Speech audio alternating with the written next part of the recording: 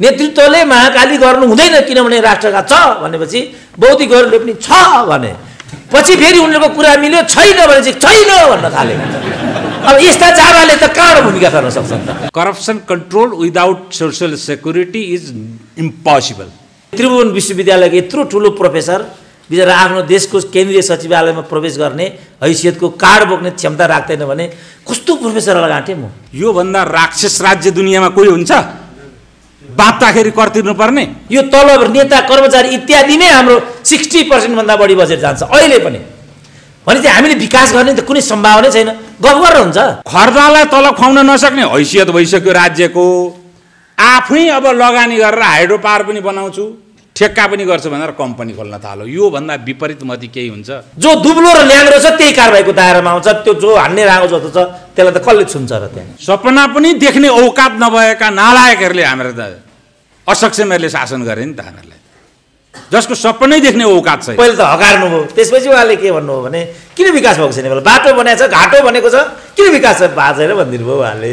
म कुनै पनि बहादुरलाई 35,000 हातमा दिन्छु। काठमाडौँमा एकजना छोरा एकजना छोरी दम्पति र बाबुआमा भएको सेक्सन अफिसरले 1 महिना बिताएर देखाओस्। सम्भव छ? कर्मचारीको कारणले नेता भ्रष्ट भएको कि नेताले कर्मचारीले भ्रष्टाचार गर्न विवश बनाउँछ भन्नेमा डिबेट चलिरहेछ। तर भ्याटिकनको राष्ट्र प्रमुखले उठ भन्दा बेलायतको रानी पनि उठ बस भन्दा बस। डोनाल्ड ट्रम्प, पुटिन यतिकै किन? अब मलाई एकचोटि एउटाले के भन्थ्यो भनेदेखि नेपाली सेनामा त मधेसीले प्रवेश पनि पाउँदैन भन्थ्यो, निवेदन पनि लिँदैन पो भन्थ्यो। त मलाई त गाँठे एउटाले त त्यो पत्यारै लागेन मलाई। यस्तो पनि हुन्छ? तर देश सकिनु भएन नि त। देशको प्रजातान्त्रिक पद्धति सकिनु भएन नि। शक्ति प्रयोग गरेर त समाजमा दिगो शान्ति ल्याउन कुनै पनि हालतमा सम्भव छैन। संसारको कुनै देशको संविधान नक्सा बिनाको हुन्छ? एउटा पार्टीमा 2 अध्यक्ष भन्ने कुरा पनि हुन्छ। कसैले प्रतिरोध गरिदिएको भए त आज यो कुरा हुन्थेन नि त। यस्तो चाहिँ मतलब विदेशी चलखेलहरूको महत्त्वपूर्ण भूमिका हुनु धेरै डरलाग्दो कुरा हो। तिनीहरू नै मान्छे हुन् जो छोरीमाथि पनि बलात्कार गर्न जान्छन्। एउटा बाबुले छोरीलाई कसरी बलात्कार गर्छ र ल भन्नु त? अर्थ केही नभए पनि केपी ओलीको एउटा कुराको म प्रशंसक हुँ। कोही सपना त देख्छ गाँठे नेपालको पोलिटिसियनमा। किन छोड्ने? दलसँग मेरो कुनै जिम्मेवारी नै छैन। म त्यो दलको कार्यकर्ता होइन हेर त मान्छेले बोलेको। संसारमा कुनै पनि ठाउँमा कम्युनिजम आउन सक्छ, तर युरोपमा गाह्रो छ, बेलायतमा त आउनै सक्दैन। तर उहाँहरूले यहाँसम्म गरिदिनु भयो कि सुप्रिम कोर्टको चिफ जस्टिसलाई नै लगेर प्रधानमन्त्री बनाइदिनु भयो यो देशको। अब आफै महिला नेत्रीहरू भन्छन् हामी मन्त्री हुनको लागि त लोग्ने नै मर्नु पर्दो रहेछ भन्छन्। जहाँ पुराका पुरा हिन्दू बस्ती छ त्यो बस्तीमा चाहिँ एउटा मस्जिद लगेर गाडियो। ती हिन्दूहरूलाई कस्तो लाग्छ? डाक्टर टिकाजी तल हुनुहुन्छ, अन्य मित्रहरू कतिलाई म चिन्छु कतिलाई म चिन्दिनँ। पूर्व मन्त्री कमला पन्त महिला नेत्री हुँदा थर्काउनुहुन्थ्यो हामीलाई। र यो कार्यक्रमका आयोजक सम्पूर्ण साथीहरू, उहाँहरूले लामो समयदेखि आजको दिनको बारेमा परिकल्पना कालदेखि नै भन्नुभएको हुनाले आज यो कार्यक्रम जुरेको छ। प्रथम त म यो कार्यक्रम जुराउने हुने आयोजक साथीहरूलाई धन्यवाद भन्न चाहन्छु।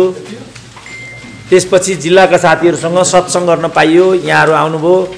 अब ठुल्ठुला नेताहरू त आफ्नो भाषण ठोक्ने हो, हिँड्ने हो, सभापतिजी हिँडिहाल्नुभयो।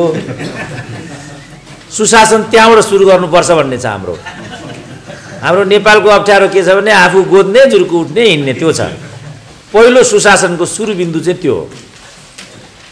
किनभने आफ्नो मात्रै कुरा भन्ने, अरूको कुरा नसुन्ने भयो भने बडा अप्ठ्यारो हुन्छ, किनभने टु वे हुँदैन नि।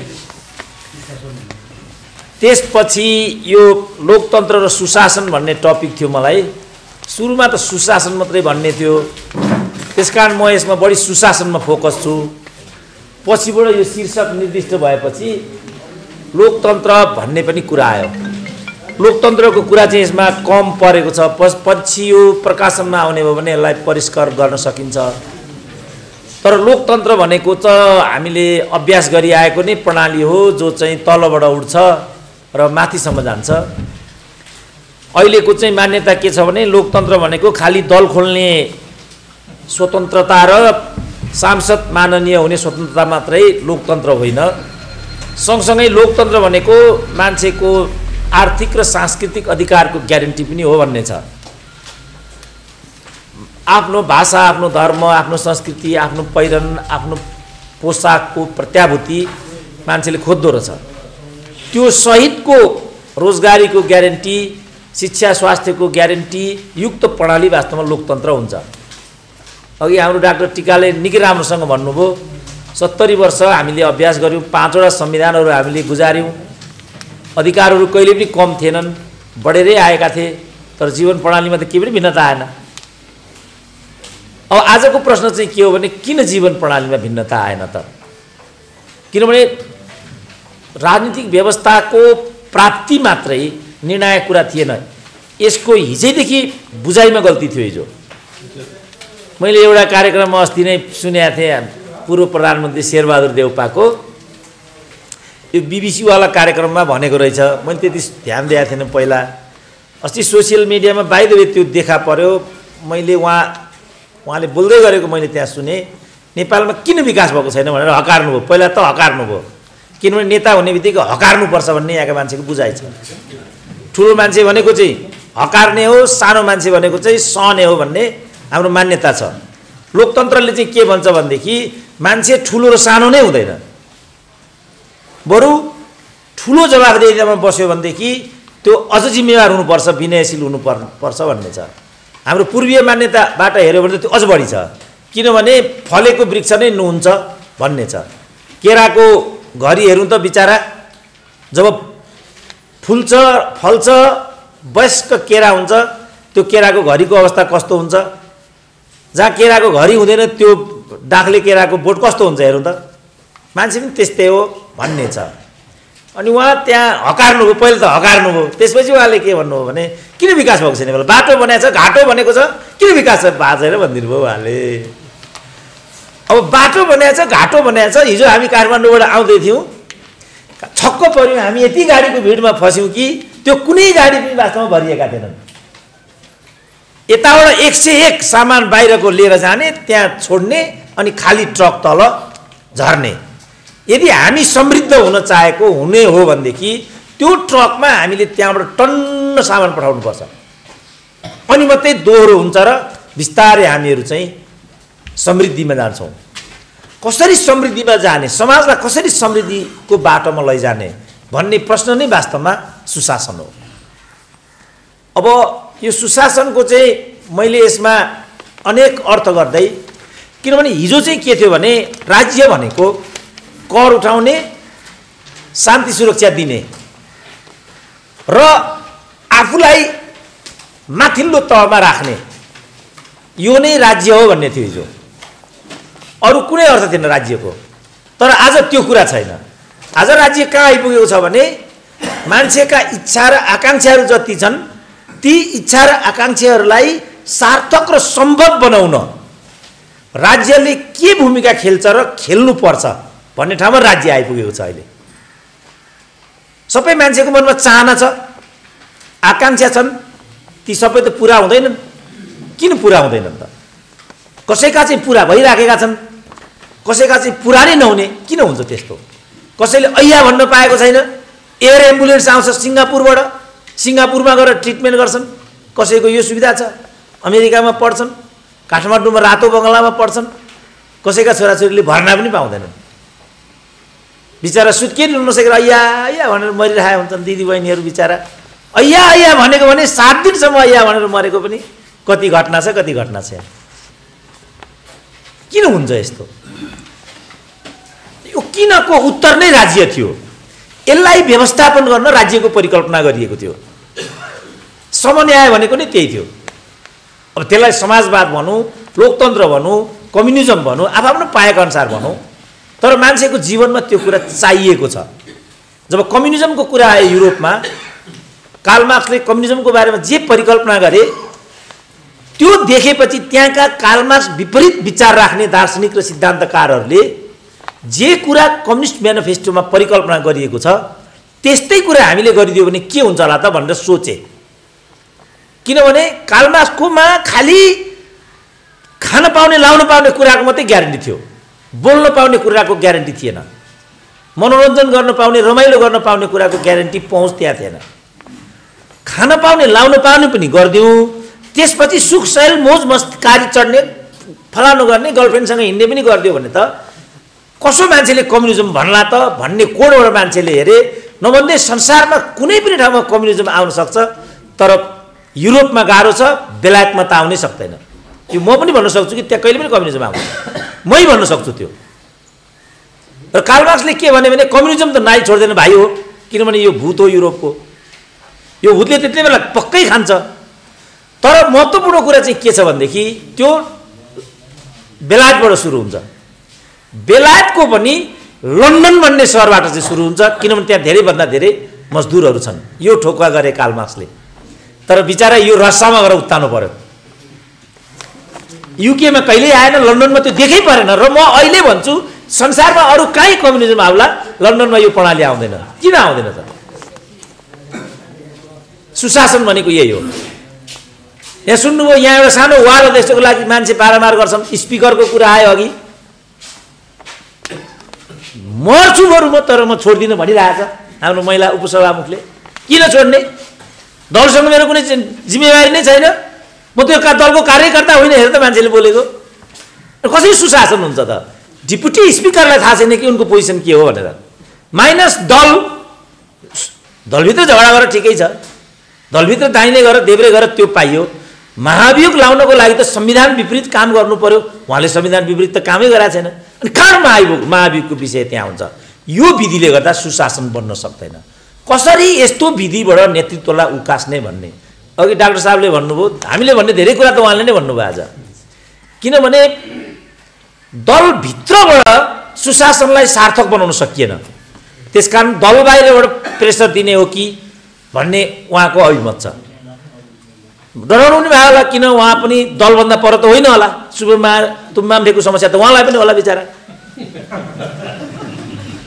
यो दल केही होइन भन्न त गाह्रो छ फेरि उहाँलाई पनि, कि म जस्तो हुनु पर्यो म त भनिदिन सक्छु। उहाँले पनि भन्नुभयो म पनि छु भनेर, कि हामी जस्तो हुनु पर्यो। एकचोटि हेर्नु न दलको विकल्पमा भन्न सक्नु पर्यो कि अब होइन भने त दलभन्दा पर बसेर सुशासनको लागि दलीय संरचनालाई दबाब दिउँ भन्ने एउटा जुन चिन्तन छ, त्यो चिन्तन चाहिँ हाम्रो पेरिफेरी भन्दा पर छैन। अब त्यसलाई कसरी सार्थक बनाउने, त्यसको लागि के कसो गर्नुपर्छ, पूर्वाधारहरू त्यसको लागि के चाहिन्छन्, लजिस्टिक सपोर्ट त्यसको लागि के हुनुपर्छ, हाम्रै इन्टेलेक्चुअलिटीबाट सम्भव छ कि छैन त्यो। किनभने मैले नेपालमा इन्टेलेक्चुअल भन्ने वस्तु देखेकै छैन। पार्टीको कार्यकर्ता बौद्धिक हुन सक्दैन भनेर मैले लामो समयदेखि भनेर आएको। न पार्टीको कार्यकर्ता सामाजिक अगुवा, अघि डाक्टर साहबले भन्नु सामाजिक हुनै सकेन भनेर। सामाजिक अगुवा हुनको लागि त पार्टी निरपेक्ष हुनु पर्यो नि। चिन्तकले चिन्तक आफै पार्टीको दायराभित्र छ भने त उसले पार्टीले राष्ट्रघात भयो भने राष्ट्रघात भएको देख्छ, राष्ट्रवाद भयो भने राष्ट्रवाद भएको देख्छ। महाकाली सन्धिको बेला एमालेमा एउटा के आयो समस्या भने नेतृत्वले महाकाली गर्नु हुँदैन किनभने राष्ट्रघात छ भनेपछि बौद्धिकहरूले पनि छ भने, पछि फेरि उनीहरूको कुरा मिल्यो, छैन भने चाहिँ छैन भन्न थाले। अब यस्ता जाबाले त कहाँबाट भूमिका गर्न सक्छन् त? केही पनि भूमिका हुन सक्दैन भनेपछि बौद्धिकहरूको यो सोच्ने जुन विधि छ, यो विधिमा कहाँबाट हस्तक्षेप गर्न सकिन्छ त? सुशासन त्यति पर जान्छ। किनभने विवेक प्रयोग नगर्ने बौद्धिक नै हुन सक्दैन। जसले विवेक प्रयोग गर्न सक्दैन त कसरी बौद्धिक हुन्छ? एउटा देखिरहेको छ यो अत्याचार हो, गोली चलाउनु अत्याचार हो, मान्छेको टाउको फुटिराखेको छ, यो अत्याचार हो, महिलामाथि चाहिँ व्यभिचार गरिएको छ, यो बढ्ता हो, महिला भनेका आमा हुन्, दिदी हुन्, बहिनी हुन् भन्ने सोच मान्छेमा आउँदैन भने त कहाँबाट उसले महिलामाथि न्याय गर्न सक्छ? तिनीहरू नै मान्छे हुन् जो छोरीमाथि पनि बलात्कार गर्न जान्छन्। एउटा बाबुले छोरीलाई कसरी बलात्कार गर्छ र ल भन्नु त? त्यो बेला मात्रै उसले त्यो काम गर्न सक्छ जब उसले विवेक गुमाउँछ। त्यसकारण विवेक गुमाइसकेको मान्छेले कहिले पनि कुनै पनि भूमिका खेल्न सक्दैन। त्यसकारण विवेकको निर्माण कसरी गर्ने, यही विषयबाट सुशासनको अवधारणा चाहिँ आएको देखिन्छ। मैले यहाँ सुशासनको अवधारणाको कुरा गर्ने क्रममा अनेक परिभाषाहरू यहाँ दिएको छु। सबभन्दा मनपर्ने परिभाषा म तपाईँलाई पढाएर सुनाउँछु। यो चाहिँ कोफी अन्नानको परिभाषा हो। कोफी अन्नान युएनका पूर्व महासचिव हुन्। उनी अहिले दिवंगत भइसकेका छन्, धेरै लामो भएको छैन, दिवंगत भइसकेका छन्। कोफी अन्नानको यो हो। अरू थुप्रै छन् यसमा। कोफी अन्नान मलाई मन परेर मैले यहाँ उदाहरणमा ल्याएको छु। Good governance comprises the rule of law, effective state institution, transparency and accountability in the management of the public affairs, respect for human rights, and participation of all citizens in the decision that affect their lives. मान्छेको जीवनसँग जोडिने, मान्छेको जीवन प्रणालीलाई असर गर्ने विषयहरूमा उनीहरू सँगसँगै लागेर गरिने निर्णय प्रक्रियाबाट राज्यलाई बलियो बनाउने, मानव अधिकारलाई बलियो बनाउने, पारदर्शिता र जवाफदेहीपूर्ण प्रशासन गर्ने प्रक्रिया नै सुशासन हो भन्ने छ। वास्तवमा यो चीज त अलमोस्ट हामीले सुनेकै थिएन। एउटाले नागरिकता पाउँदैन, एउटा जनताले, उसलाई यो पनि थाहा हुँदैन कि किन उसले नागरिकता पाउँदैन। किनभने म किन नागरिकता पाउँदैन सिडिओ साहब भन्नै सक्दैन उसले। बर्ता बोल्ने, अङ्ग्रेजी सिकाउन मलाई एउटा सिडिओ त्यसरी हप्काएको थियो एकचोटि। म पढेको थिएँ धरानमा, अलि युवा जोसकै थिएँ पनि होला नि, त्यति बेलाको समय नै त्यस्तो थियो। त्यो उमेरको पनि कुरा हुन्छ। सिडिओलाई गएर के नागरिकता यस्तो के विषय लिएर गएको चाहिँ फ्याट एउटा अङ्ग्रेजी शब्द मेरो मुखबाट निस्केछ, तपाईँको नागरिकता हुँदैन, त्यो कुरा फाइनल भइहाल्यो। अनि के तपाईँ मलाई अङ्ग्रेजी सिकाउन आउनुभएको भन्यो त्यसले। ओहो, यहाँ के गडबड भएछ भने जस्तो मलाई लाग्यो। बोल्न सक्ने कुरा थिएन। अब अहिले पनि म बारम्बार भन्छु नि, सिंहदरबारमा मेरो कार्ड चाहिँ प्रोफेसरको कार्ड यहाँ छ, यही कार्ड हो मेरो। यो कार्ड लिएर अस्ति म सिंहदरबारमा गएँ, भित्र गएँ, कार्ड देखाउनुहोस् भन्यो, निकालेर यो कार्ड देखाएँ। जवानले हेऱ्यो, यो हुँदैन भन्यो। अनि अस्ति त भयो त यही लिएर भने मैले, खै थाहा छैन त्यहाँ सोध्नुहोस् भन्यो। किनभने कोही मान्छे नेपालमा प्रसन्न छैन, मन्त्री पनि प्रसन्न छैन, जवान पनि प्रसन्न छैन, खरदार पनि प्रसन्न छैन, सिडिओ साहब पनि प्रसन्न छैन। उसलाई के लागिरहेछ भने म माथि नै न्याय भएको छैन, उसलाई त्यो लागिरहेछ।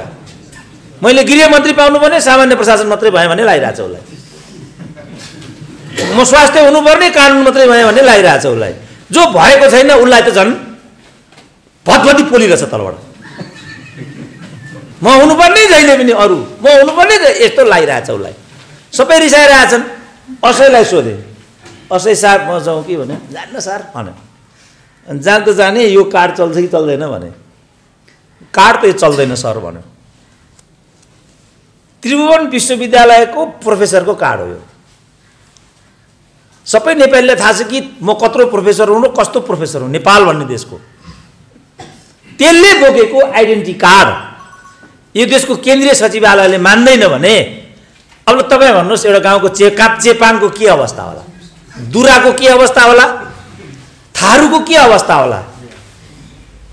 कल्याण उहाँ दुर्गममा बसेको एउटा आम नागरिक जसले बिचारा कसरी यो नुन र चिनी पानी खानुपर्छ भन्ने पनि विधि थाहा पाएको छैन, उसको के अवस्था होला।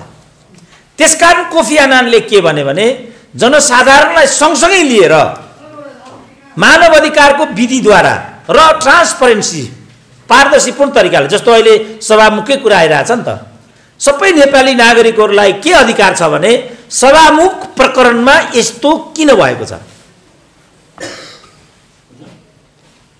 मोहरालाई त्यो घटना एमसीसी प्रकरणले घटाइएको भन्ने छ नि, के हो भनेर सोध्यो भने या त कुनै पनि नेपाली त्यसको सही उत्तर दिन सक्दैन, होइन भने त्यो उत्तरमा डिबेट आउँछ। एउटाले यस्तो भन्छ, अर्काले उस्तो भन्छ। त्यसकारण ट्रान्सपरेन्सी चाहिएको। एक्ज्याक्टली के भएको त, मोहरालाई किन निकालिएको भने आज जे बहस चलिरहेछ नेपालमा भन्ने कुरा हिजैदेखि थियो। अब बहस चलिरहेछ, एकजनालाई के लागिरहेछ भनेदेखि मोहरालाई बलिको बोको बनाइयो, अर्कोलाई के लगाइरहेछ भने त बोकै त हो वास्तवमा, अर्कोलाई यस्तो लागिरहेछ। मान्छेलाई बोको बनाउने कुरा ठट्टाको विषय हुनसक्छ, दुई खुट्टा टेक्ने मान्छेलाई चार खुट्टे बोको बनाउने भनेको त्यो ठट्टाको कुरा हुनसक्छ। तर जहाँ अपारदर्शिता हुन्छ त्यस्तै कुरा। यो अपारदर्शिताले गर्छ, जस्तो वीरेन्द्रको वंश विनाश भयो, कसैले पनि भन्न सक्दैन त्यहाँ के भएको भनेर। अस्ति नै एउटा मेजर हो भन्थ्यो, सर मलाई हजुरसँग सुहाँ गर्दै आयो पुतली सडकमा, एउटा कुरा सोध्नु थियो सर, म मेजर हुँ बालवाला, यस्तो यस्तो भनेर के भन्यो। अनि तिमीहरूको पनि त भूमिका त ठिक छैन त बाबु भन्नु भने मैले, किन सर भने अब त्यत्रो 4000 सुरक्षाको बिचमा आफ्नै सुप्रिम कमान्डर मरेको खबरसम्म तिमीहरूले या त थाहा पाएनौ होइन भने जनतालाई ठिकसँग भनेनौ तिमीहरूको दायित्व त होला प्रोटेक्सन दिनुपर्ने थियो त्यो पनि गरेनौ यो फुल लाएर हिँड्न लाज लाग्दैन भने मैले यही नै भयो संसारको सबभन्दा आधुनिक सेना हो नेपालको र सबैभन्दा मोडर्न हतियार बोक्छ उसले तर बिचरा आफ्नै सुप्रिम कमान्डर समाप्त भयो 10 जना परिवार सहित त्यो पनि उहाँ मन्त्री हुनुहुन्थ्यो होला त्यो बेला उहाँ नै भन्न सक्नुहुन्न कसरी सुशासन हुन्छ त यो देशमा एकचोटि एउटा कार्यक्रममा उहाँकै एकाडेमी कार्यक्रममा हो हाम्रो रुकमाङ कटवाल पनि हुनुहुन्थ्यो रुकमाङ कटवाल ठुल्ठुला त्यहाँ मान्छे कुरा गर्नु था तपाईँ ठुल्ठुलो कुरा गर्नुहुन्छ देशको कमान्डर इन चिफ रहेको व्यक्ति यहाँ छ उहाँले आफ्नो सुप्रिम कमान्डर कसरी मर्यो भन्न सक्नुहुन्न यी हुनुहुन्छ भने मैले उहाँ चुप्प लाग्नुभयो त्यसकारण पारदर्शिता चाहिन्छ भनेको कोही मान्छे मन्त्री भयो कोही मान्छे मन्त्री भएन कोही मान्छे राजदूत भयो कोही मान्छे राजदूत भयो किन स्पिकरमा एपोइन्टमेन्ट ढिलो भइराखेको छ किन अरू कुराहरू त्यस्ता भइराखेका छन् त्यति त नेपाली जनताले थाहा पाउनु पर्यो नि त दे डिजर्भ इट त्यति बिचरा कत्रो गौरव होला मान्छेलाई यहाँ म लोकतन्त्रको युगमा छु म लोकतन्त्रको लागि लडेको छु बल्कि म निर्वाचित भएर आएको छु कत्रो गर्व होला मान्छेलाई यहाँ तर उनको पोजिसन त्यस्तो छ मेरो त्रिभुवन विश्वविद्यालयको यत्रो ठुलो प्रोफेसर बिचरा आफ्नो देशको केन्द्रीय सचिवालयमा प्रवेश गर्ने हैसियतको कार्ड बोक्ने क्षमता राख्दैन भने कस्तो प्रोफेसरलाई गाँटेँ म यस्तो पनि प्रोफेसर हुन्छ अमेरिकाको प्रोफेसरले एउटा कुरा रिकमेन्ड गरिदियो भनेदेखि त्यहाँको राष्ट्रपतिले दिएको सिफारिसको के मतलब होला त्यसको त्यत्रो वेट हुन्छ त्यसकारण सुशासन चाहिन्छ भन्ने कुरा हो र कोफी आननले त्यहाँ भन्न खोजेको कुरा त्यही हो मैले अलिकति यहाँ यस तरिकाले विषयलाई अगाडि बढाउन खोजेँ र पेपरमाथि थोरै अन्याय जस्तो पनि हुन पुग्यो यसलाई म बचाउनको लागि यो पृष्ठभूमि मैले दिइरहेको छु कि यो कसरी आयो भनेर यो सब साहारन अफ्रिकाको सङ्कटको सम्बन्धमा 1989 मा वर्ल्ड ब्याङ्कले एउटा स्टडी गरेको रहेछ त्यो स्टडी गर्ने क्रममा जे गुड रिजल्ट एडिबीको प्रोजेक्टले त्यहाँ पाएन त्यो किन नपाएको भन्दाखेरि गुड गभर्नेन्सको अभावको कारणले त्यो भएको भन्ने एडिबीको कन्क्लुजन आयो भनेपछि 1989 बाट संसारले गुड गभर्नेन्स भन्ने टर्म पायो त्योभन्दा अगाडि यो अवधारणा त्यति थिएन हामीलाई पनि यसको बारे त्यति थाहा थिएन हामीले त अब राजा भनेको विष्णुको अवतार हो भन्दैको थियो अनि विष्णुको अवतारले नियुक्त गरेका ठुल्ठुला हाकिमहरू राजाको सिन्दुर लगाएको भन्थे बिचारा सिडिओ आएपछि थरथर काप्नु परिहाल्यो पुलिस र मिलिट्री आयो भने त्यसै पनि काप्नु परिहाल्यो त्यो त त्यसै पनि क्या अहिले यिनै पनि अहिले मिलिट्रीको अहिले यहाँ मेजर आउने भने हामीले अलिकति नियन्त्रित हुनु परिहाल्छ किन्तु बन्दुकको तेज हो त्यो त्यस्तो छँदै थियो तर त्यस्तो कुरा होइन उनीहरू त हामीले हाम्रा लागि एपोइन्ट गरेका प्रतिनिधिहरू मात्रै हुन् तिनीहरूले त्यही कुरा गर्नुपर्छ जुन कुरा हामीले मन पराउँछौँ त्यही नै गर्नुपर्छ उनीहरूले त्योभन्दा अरू उनीहरूको त्यो हैसियतै होइन उनीहरू त्यो गर्नै पाउँदैनन् तर यहाँ ठ्याक्कै उल्टो भयो हामी चाहिँ हामीले गरे जस्तो गर्न नपाउने उनीहरूले चाहिँ जे कुरा मन पर्यो त्यो गर्न पाउने नै राज्यको हैसियत हो भन्नेतिर उनीहरू गए त्यसकारण अफ्रिकामा यो कन्सेप्ट के आयो भनेदेखि यसमा जहाँ हाम्रो कमी रह्यो त्यो कमीले गर्दा जनतालाई साथमा लिए जनता के चाहन्छन् कुनै एउटा मुस्लिम एरिया छ मानिलिउँ एउटा मुस्लिम एरिया छ त्यो मुस्लिम एरियामा एउटा एजुकेसन लानुपर्ने भयो त्यसमा चाहिँ वेद विद्यालय लगियो भनेदेखि ती मुस्लिमहरूलाई कस्तो लाग्छ अथवा जहाँ पुराका पुरा हिन्दू बस्ती छ त्यो बस्तीमा चाहिँ एउटा मस्जिद लगेर गाडियो ती हिन्दूहरूलाई कस्तो लाग्छ यो किन मस्जिद यहाँ आएको होला यो वेद विद्याश्रम किन यहाँ आएको होला भन्ने त लाग्छ नि उसलाई त्यसपछि बिफोर यु स्टार्ट दि मस्जिद or Ved Vidyashram you have to ask to the stakeholder what actually they say त्यो क्षेत्रमा विद्याश्रम लैजाने भने मुसलमान कम्युनिटीका मान्छेहरूको भनाइ के छ बा त्यो क्षेत्रमा मस्जिद लैजाने भने हिन्दू कम्युनिटीका मान्छेको कुरा के छ प्रदेश नामाकरणको कुरा पनि अब यसलाई अलिक लार्जर गर्दाखेरि प्रदेश नामाकरणको कुरा पनि यही हो अरू कुराहरू पनि यिनै हुन् अब अहिले बहुमतले अरू कुनै तरिकाले त्यसलाई व्यवस्थापन गरियो भने पनि अन्ततः त्यहाँ असन्तुष्टि आउँछ फेरि समाजले केही पे गर्नु पर्यो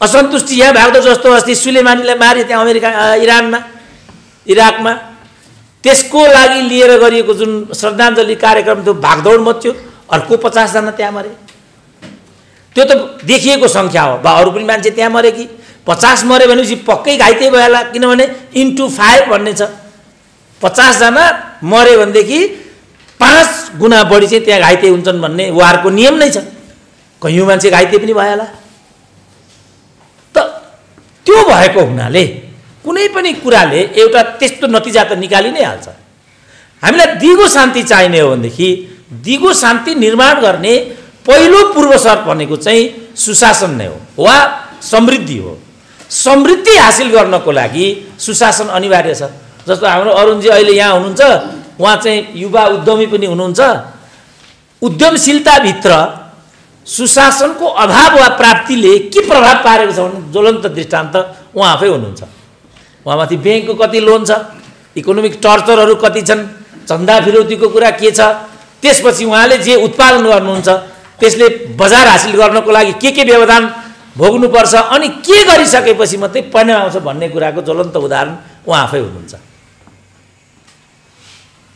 त्यसपछि हाम्रो जीवनमा त्यसको असर परेको छ उद्यमशीलता र उद्यम मैत्री वातावरण त्यसपछि मात्रै उद्योगहरू खुल्न थाल्छन् उद्योगहरू खुल्न थाल्यो भने छोराछोरीले रोजगारी पाउने कुरा त्यहाँबाट उत्पन्न हुन्छ छोराछोरीले रोजगारी पाए भनेदेखि उनीहरूको गोजी गरम हुन्छ बाबुआमालाई किचकिच पनि कम हुने भयो बिहा बटुलो गर्न पनि सजिलो हुन्छ दिदीबहिनीहरूलाई बजारमा पुर्याउने सदाकाल लोग्ने डन्डा दिने कारण त्यही हो नि त गोजी दरो भएको दुलही बनाएर पठाउँदा हामी छोरीलाई छुन सक्दैन त्यसले रात दिन नमस्ते गर्छ त्यसलाई नमस्ते गरेको र त्यो पोकोलाई नमस्ते गरेको हो त्यसले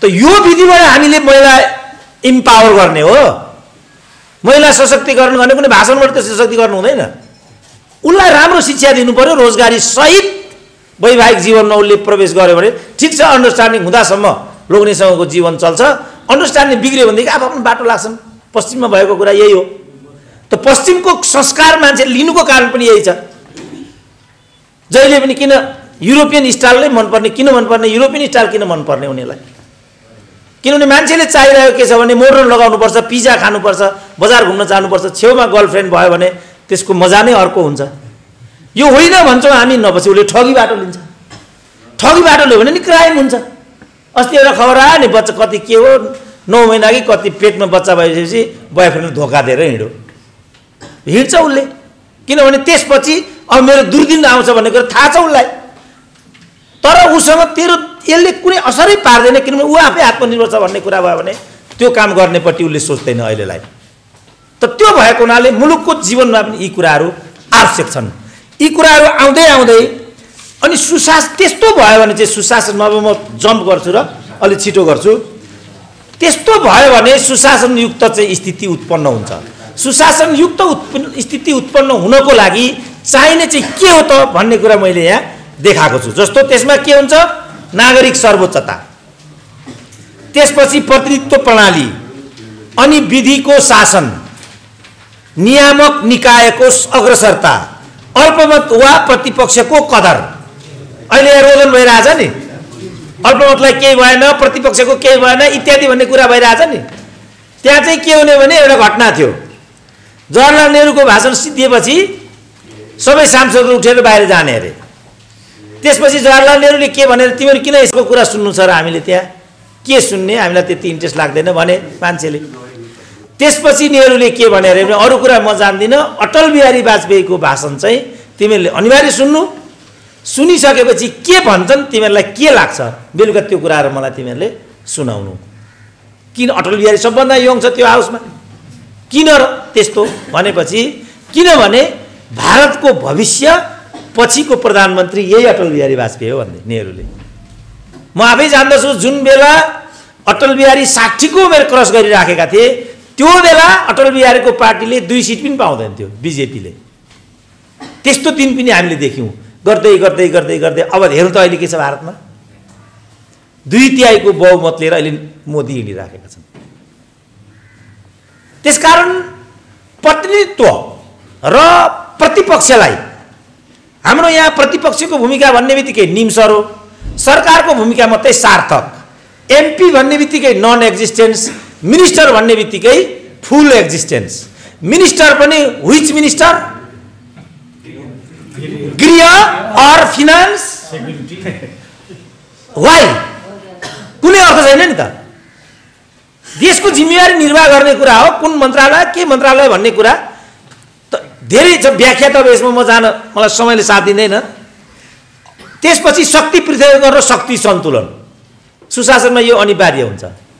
शक्ति पृथकीकरण त्यसले चाहिँ सन्तुलन र नियन्त्रणलाई मेन्टेन गर्ने भन्ने कुरा हो। अब हाम्रो यहाँ हेर्नु त गर्दा गर्दा उहाँ त्यति बेला एमपी हुनुहुन्थ्यो कि हुनुहुन्थ्यो मलाई थाहा छैन, तर उहाँहरूले यहाँसम्म गरिदिनु भयो कि सुप्रिम कोर्टको चिफ जस्टिसलाई नै लगेर प्रधानमन्त्री बनाइदिनु भयो यो देशको। त्यो पटक्कै नमिल्ने, उहाँलाई पनि नमिल्ने। ल ग्रेजुएट त पक्का उहाँले गरेछ। देशको न्यायाधीश भनेपछि त ल त ग्रेजुएट हुन्छै हुन्छ उसको। अब लेखेर पास गरेको छ कि चोरेर पास त्यतै नगौँ, तर त्यो डिग्री त थियो उहाँसँग। उहाँको नैतिक दायित्व के हुन्थ्यो भने यसरी मिल्दैन। शक्ति सन्तुलनको दृष्टिकोणले एउटै पद प्रधान न्यायाधीशले लिन मिल्दैन, म लिन भन्न सक्नु पर्थ्यो, तर उहाँले पनि भन्न सक्नु भएन। अब दलीय व्यवस्थाको लोकतन्त्र अघि हामीले कुरा गरिरहेका छौँ, उहाँहरू दलीय व्यवस्था भनिरहनु भएको छ, तर नेतृत्वको जिम्मेवारी कसलाई दिइरहनु भएको छ? एउटा कर्मचारीलाई दिइरहनु भएको छ। मिल्दैन त कुरा। त किन यस्तो स्थिति उत्पन्न भयो? अपारदर्शिताले। लोकमानको नियुक्ति गर्नुभयो उहाँहरूले, हामीले नियुक्ति गरेको हो र लोकमानलाई। यो बालुवाटारको प्रकरण जहाँ निकाल्न खोज्यो लोकमानले, हेर्नु त्यसपछि के भयो।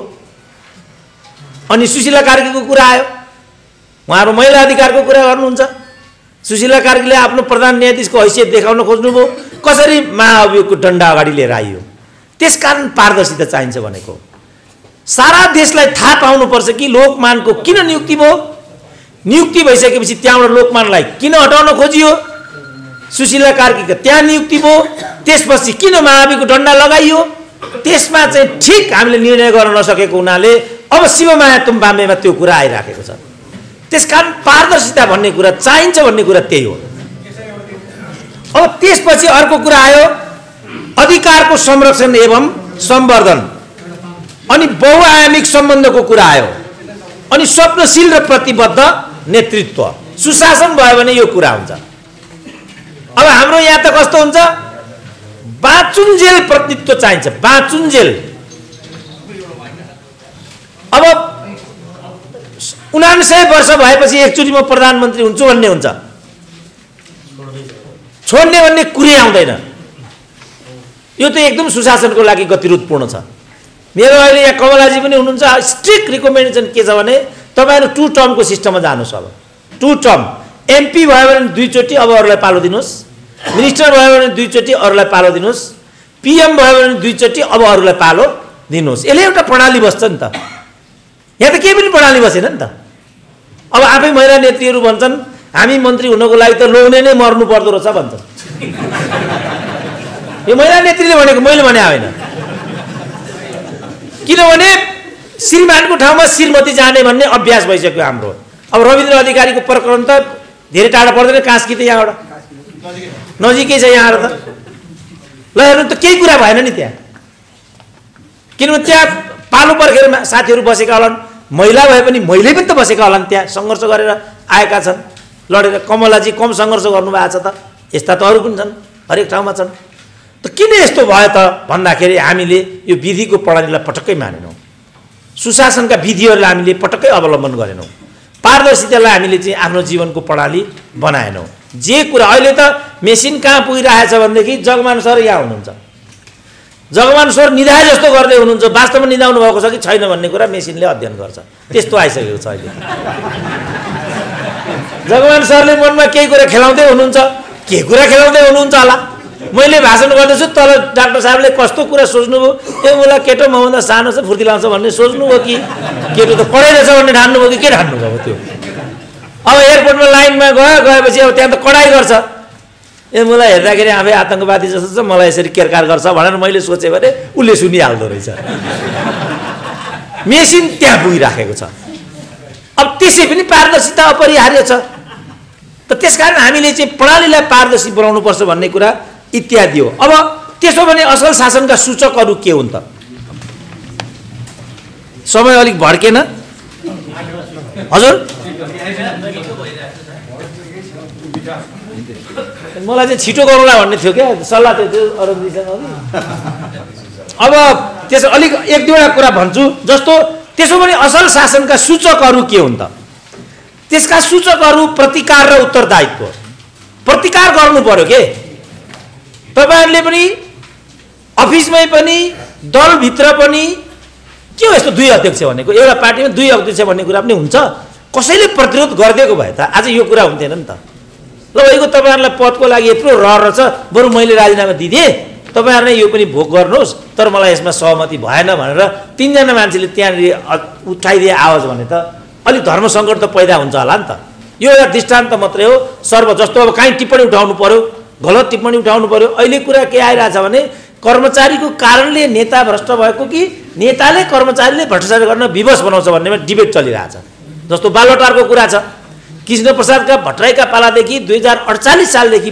अगाडि प्रक्रिया बढेको विषय बालवटार कुनै पनि मुख्य सचिव र सरकारवाला मन्त्रालय वा मन्त्री वा सचिव त्यो घटनाभन्दा पर छैन अब अघि मैले भने जवाबदेहिता र पारदर्शीको अभावको कारणले गर्दाखेरि कसले त्यो कमी गरेको कसले के गरेको कसैलाई पनि थाहा छैन अब त्यहाँ कारबाही को हुन्छ लास्टमा गएर जो दुब्लो र ल्याङ्ग्रो छ त्यही कारबाहीको दायरामा आउँछ त्यो जो हान्ने रागो जस्तो छ त्यसलाई त कसले छुन्छ र त्यहाँ अब कसले बालवटारमा गडबडी गरेको भन्नु यी पनि सबै पार्टीका मान्छे छन् ल कसै एकजनाले भन्न सक्छ कि बालवटारको गडबडी कसले गरेको भनेर कसैले भन्न सक्दैन बिचारा यसरी बसिरहनु नसुने जस्तो गर्छन् उनीहरू यस्तो भएको भन्न सक्नुपर्छ नि त खालि सुरेन्द्र केसीलाई पेलेर हुन्छ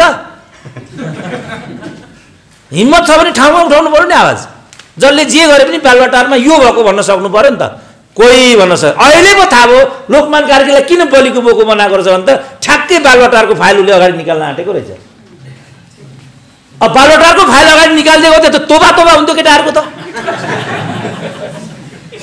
ल हेर्नु त किन पारदर्शिता चाहियो भन्दा कारण चाहिँ यो थियो त्यसो भएको हुनाले यसलाई प्रतिकार गर्नु पर्यो आवाज दिनु पर्यो राजनीतिक स्थिरता र सामाजिक अन्तर्विरोधको न्यूनता सामाजिक जे अन्तर्विरोध अब अहिले क्रमशः घुमाएर मधेसी असन्तुष्ट महिला असन्तुष्ट यो जनजाति असन्तुष्ट दलित त असन्तुष्ट हुने गुन्जाइसै छ किनभने दलितलाई त हामीले बढी नै अपमान गरेको छ अरू धार्मिक अल्पसंख्यकको कुरा पनि होला यत्रो महँगो खर्च गरेर हामीले संसारकै सबभन्दा महँगो संविधान सभा हाम्रो यो भन्दा जसले यो संविधान बनायो यत्रो ठुलो संविधान सभा मैले एउटा देशमा बाहेक अरू देशमा देखेको पनि छैन आजसम्म यत्रो सानो देश हेर्नु त ल सम्पूर्ण हाम्रो खर्च यो तलब नेता कर्मचारी इत्यादि नै हाम्रो 60% भन्दा बढी बजेट जान्छ अहिले पनि भने चाहिँ हामीले विकास गर्ने त कुनै सम्भावना छैन गफ गरेर हुन्छ कहाँ हुन्छ ल भन्नु त 2 खरब रुपियाँ चाहिँ बजेटमा लगानी हुँदै त्यसमा चाहिँ आधी बेरोजगार हुन्छ आधी रकम मात्र हुन्छ विकासको कुनै सम्भावना छैन हाम्रो देशमा कसरी हुन्छ भने जब उद्योग खोल्नु भएको छैन तपाईले जब छोराछोरीलाई रोजगारी तपाईले दिन सक्नुहुन्न भनेदेखि अनि तपाईको घरमा समृद्धि आउँछ कहाँ हेर त बिचारा गोर्खा यहाँदेखि मान्छे सहर अलिकति यहाँ त गोर्खा बजार जस्तो देखियो ठ्याक्क माथि जाने बित्तिकै अथवा नुवाकोटमा गयौँ अस्ति हामी हेर त त्यो प्राचीनतम सहर मध्ययुगको सहर हो बाफ्रे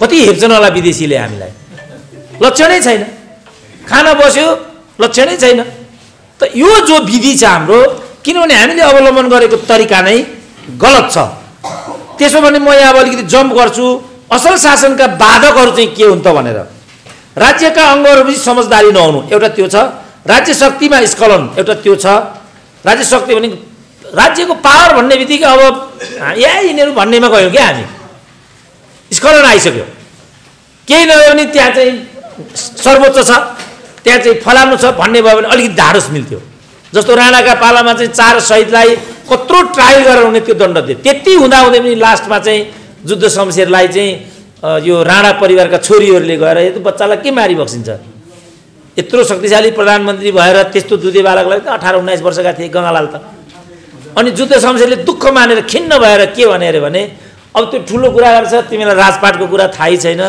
मैले अहिले यसलाई छोडिदिएँ भने भोलि के हुन्छ उसलाई अब तिमीहरूले भने जस्तो छ त्यो कत्रो चढेको छ त्यसो भने एक वचन मैले बिराएँ भनोस् न त म माफ गरिदिइहाल्छु नि भने जुद्ध शमशेरले भने चाहिँ उनीहरूले खबर पठाए ल त्यसो नगर सानो बच्चा पढ्दै गरेको बच्चा एकचोटि बिराए भनोस् हामी माफको प्रक्रिया थाल्छौँ भनेर भन्दा गङ्गालालले पर्दैन मलाई यो राणासँग चाहिँ मागेको जीवन लिनुभन्दा बरु म मर्छु भने जङ्गबहादुर गङ्गालाल अगाडि बढे शासकहरूमा त्यस्तो खालको थियो शासक भनेको त एउटा प्रतीक हो नि, हाम्रो अभिभावक हो नि उ त।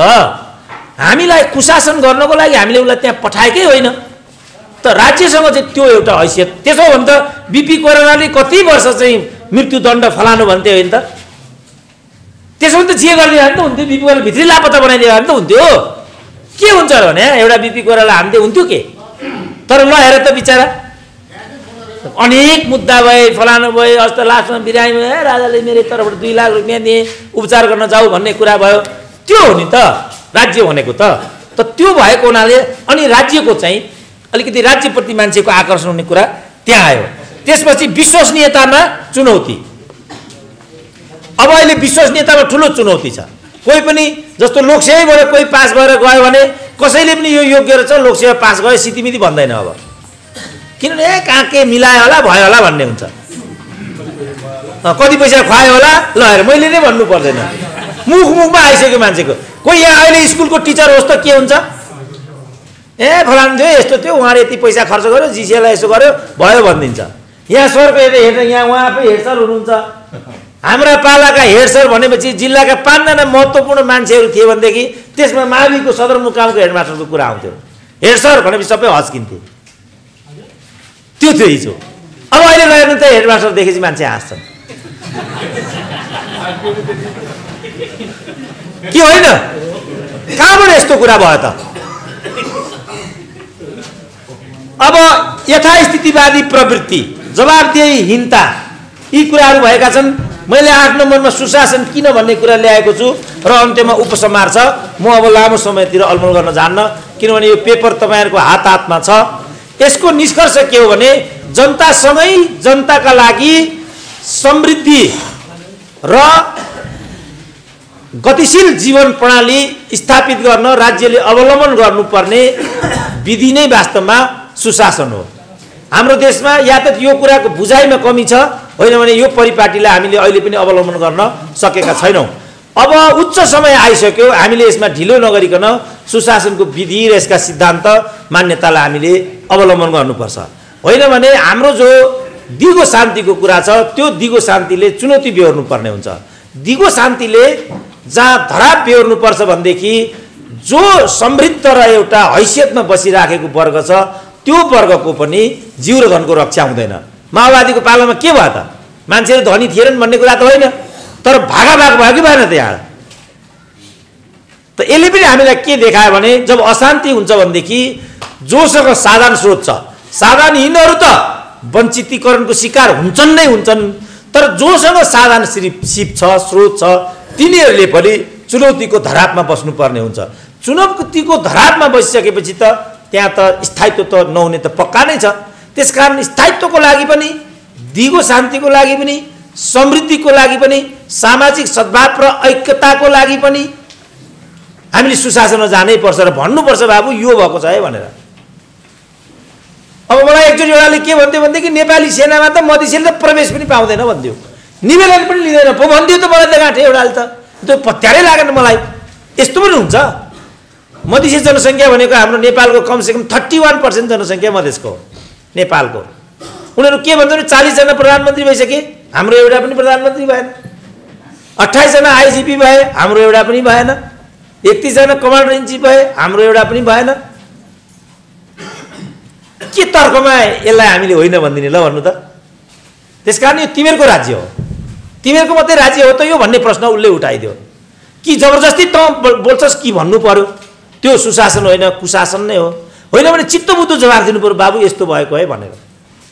लामो समयसम्म पशुमा, कृषिमा, फलानामा मधेसी मात्रै हुन्छन्, अनि लाउरेमा चाहिँ जनजाति मात्रै हुन्छन्, फलाना मात्रै हुन्छन्, अनि जागिर खाने बेला चाहिँ लाउर जाने, अनि यहाँ प्रधानमन्त्री भएन भनेर झगडा, यस्तो पनि हामीले लामो समयसम्म गऱ्यौँ। यथार्थ कुरा के थियो भनेदेखि भाषाले, पहुँचले, शिक्षाले, महिलालाई नै भनौँ न, हाम्रो आमा अगाडि छ त महिलाहरूले पवित्र ग्रन्थ छुनै हुँदैन भन्ने थियो। छुनै नभएपछि त उनीहरू त दशकौँसम्म पछि परे नि त। त्यसकारण उनीहरूलाई अलिकति आरक्षणको विधिबाट पनि अगाडि लिएर आउनु पर्यो र एउटा समता कायम भइसकेपछि सामाजिक न्यायका माध्यमबाट अनि हामीले स्वस्थ प्रतिस्पर्धाको चरणमा ओर्लिनु पर्यो। योभन्दा अर्को त विकल्पै छैन। होइन भने शक्ति प्रयोग गर्नु पर्यो। शक्ति प्रयोग गरेर त समाजमा दिगो शान्ति ल्याउन कुनै पनि हालतमा सम्भव छैन। त्यसकारण शक्ति होइन, न्याय एकल रूपमा होइन, जनतासँग मिलेर जुन शासन प्रणाली हामीले अवलम्बन गर्छौँ वास्तवमा त्यो नै सुशासन हो। यति मात्रै भन्नु मेरो विचारमा उपयुक्त हुन्छ होला। क्षमा प्रार्थी छु, मैले अलिकति समय बढी नै लिएँ, यति नलिन सकेको भए राम्रो हुन्थ्यो, तर के गर्ने, साथीभाइ देखेपछि अलिकति कम्मर मर्काउनु मन परिहाल्ने। क्षमा दिनु होला, म बिदा लिन्छु। नमस्ते। यहाँहरू नै धेरै मेरा अग्रजहरू पनि देखिरहेको छु। मञ्चासीन अतिथिगण, प्रमुख अतिथिजी डाक्टर जगमान गुरुङजी र यस सभाका सभाध्यक्षजी, अब उहाँहरूले मलाई पहिले आमन्त्रण गर्नुभयो बोल्नका लागि। मैले एउटा के भने म त अलिकति अवाञ्छित मान्छे पो त अहिलेको प्रणालीमा। यो प्रणाली सुरुवात भएका दिनदेखि यसले न सुशासन दिन्छ र न यो भारी भरकम प्रणाली हामीहरूले बोक्न सक्छौँ। यो आफैमा के छ भन्नुहुन्छ भने एउटा ब्रह्माण्डमा एउटा प्रक्रिया हुन्छ। एउटा निश्चित ओजन हुन्जेली चाहिँ पिण्ड बाँच्न सक्छ। त्यो ओजनभन्दा बढी पिण्ड भएपछि आफ्नै गुरुत्वले खिचेर त्यो अन्तिममा चाहिँ मतलब नष्ट हुन्छ पिण्ड। यो ज्यादै ठुलो भएपछि आफैलाई नष्ट गर्छ। यो यस्तो छ। एक त यो चाहिँ हाम्रो पहिचानको विरोधी हो, सांस्कृतिक अतिक्रमण, मैत्री छिमेक द्रोही हैन, हाम्रो भौगोलिक अखण्डतालाई अक्षुण्ण राख्न नसक्ने दस्तावेज हो, राजनीतिक दस्तावेज। म यसको समर्थनमा छैन भने तपाईहरुका सरकारी मान्छेहरू पनि हुन्छन्। फेरि डाक्टर साहब जगमान गुरुङ डाक्टर साहब पनि आउनु भएको छ। अनि मैले बोल्दाखेरि अलिक आपत्ति र अप्ठ्यारो त हुँदैन भनेर भने हुँदैन भन्नुभयो। अनि म त बोल्छु है, अब म बोल्छु। अब कस्तो छ भने म त जता पनि संविधानै देख्छु। अस्ति बुम्लेर पत्रकार आयो, सीमा त उता भारतको नक्सा देखियो नि भन्दा, अनि त्यो नक्सा नेपालको संविधानसित रिकन्साइल गर्छ कि गर्दैन त? संसारको कुनै देशको संविधान नक्सा बिनाको हुन्छ? हुँदैन। नक्सा त हुन्छ, संविधानको इन्ट्रिगल पार्ट हो। त तिम्रो 601 जनाले बनाएको संविधानको नक्सा र त्यो नक्सा रिकन्साइल गर्छ भने 601 जनाको चाहिँ सामूहिक राष्ट्रघात यो होइन भने झन्नै मारे मलाई राष्ट्रवादीहरूले। कुरो त हो, हेर्नुहोस्। त्यसकारण तपाईले म त आर्थिक सुशासनमा भन्नुहुन्छ कि राजनैतिक सुशासनमा भन्नुहुन्छ, जहाँबाट भन्नुहोस् संविधान त्रुटिपूर्ण छ। डाक्टर साहब अघि टीका पोखरेलले भन्नुभयो अर्को संविधानको लागि तयार हुनु होला। आफ्नै वेटले संविधान जाँदैछ। तपाईले डेट तोकेर आजको मिति नोट लेखेर राखेको हुन्छ। भ्रष्टाचारको कुरा आयो। सबभन्दा मान्छेको मति बिग्रिने पैसैबाट हो बढी। जुन देशको राजस्वले साधारण खर्च बिहोर्दैन, जुन देशको विकास खर्च सम्पूर्ण आन्तरिक र बाह्य कर्जामा आधारित छ, जब बाह्य कर्जा पनि आएको छैन र आन्तरिक कर्जा पनि उठ्न सकि नरहेको अवस्थामा बजेट ल्याप्स गरेर ब्रड फरवार्ड भन्छ, अगाडि पठाउने। तपाईहरुले बजेट खर्च गर्न सक्दैन भन्छ नि सरकारले। वस्तु यसरी बुझ्नुहोस्, एउटा बाटो 10 करोडमा बन्ने भनेर सरकारले लक्ष्य राखेको थियो। 10 करोड चाहिँ काहीँ कुनै न कुनैले हामी भिखमंगालाई दिइहाल्ला नि त भन्ने हामीलाई लागेको थियो। जब त्यो 10 करोड आउँदैन, त्यो बाटो हामीले निर्माण गर्न सुरु गर्यौं भने त ठेकेदारलाई पेमेन्ट गर्नुपर्छ।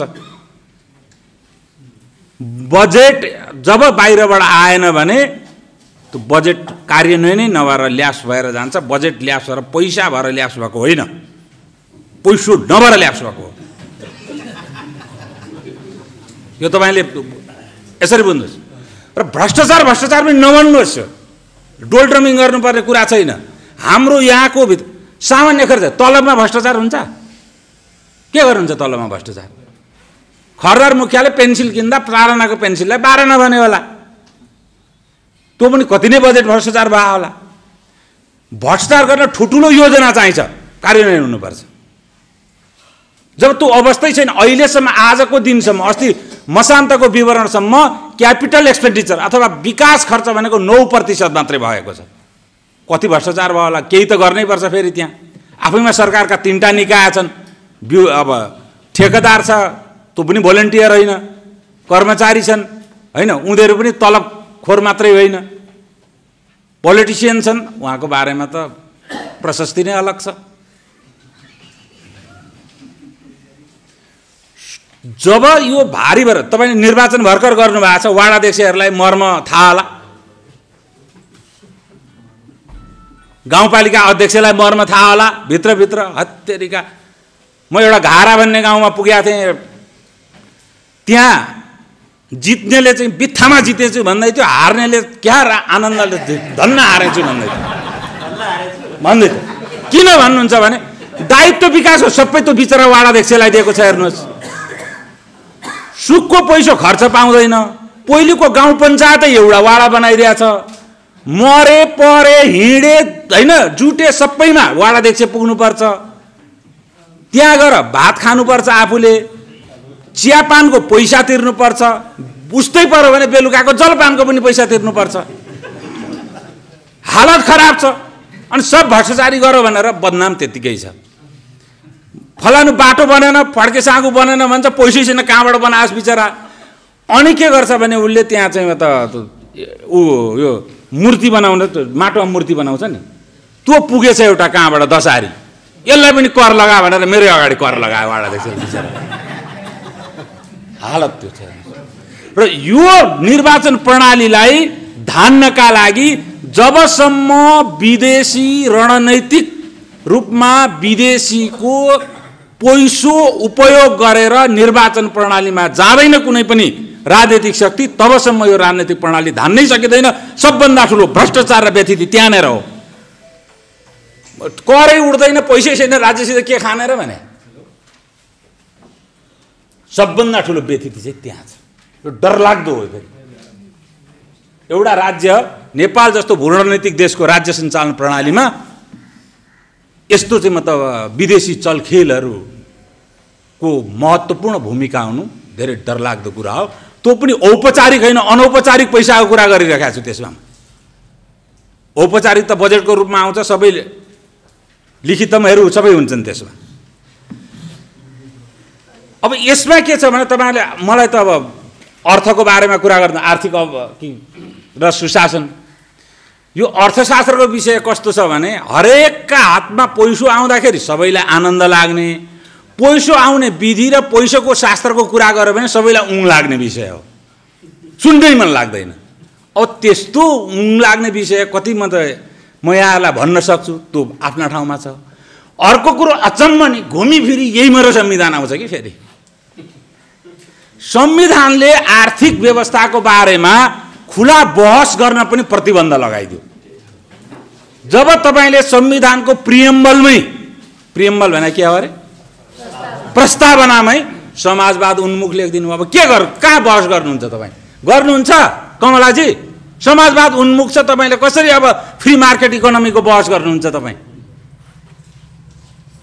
यस्तो एउटा राजनीतिक दलको घोषणापत्रमा लेख्ने शब्द इन्दिरा गान्धीले 76 मा रसियनहरुको सपोर्ट लिनु पर्यो भनेर अम्बेडकरको संविधानमा बलात् घुसाइदिएको समाजवाद र धर्मनिरपेक्षलाई अहिलेसम्म हिन्दुस्तानले दुःख पाइरहेको छ।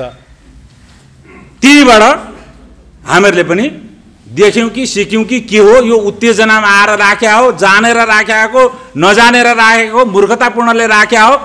चाहिएको छ प्राइभेट पार्टिसिपेसन, निजी संलग्नतामा अर्थतन्त्र निर्माण गर्नु स्थिति छ।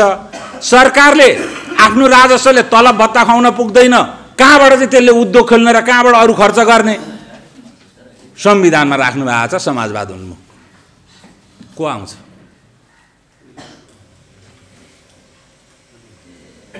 कोही आउँदैन।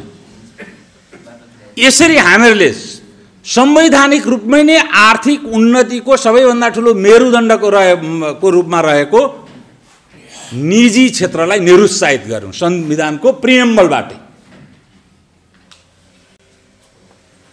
अब रह्यो तपाईलाई यो अवस्था किन आयो? मलाई एउटा धेरै सुन्नुभएको हुनसक्छ।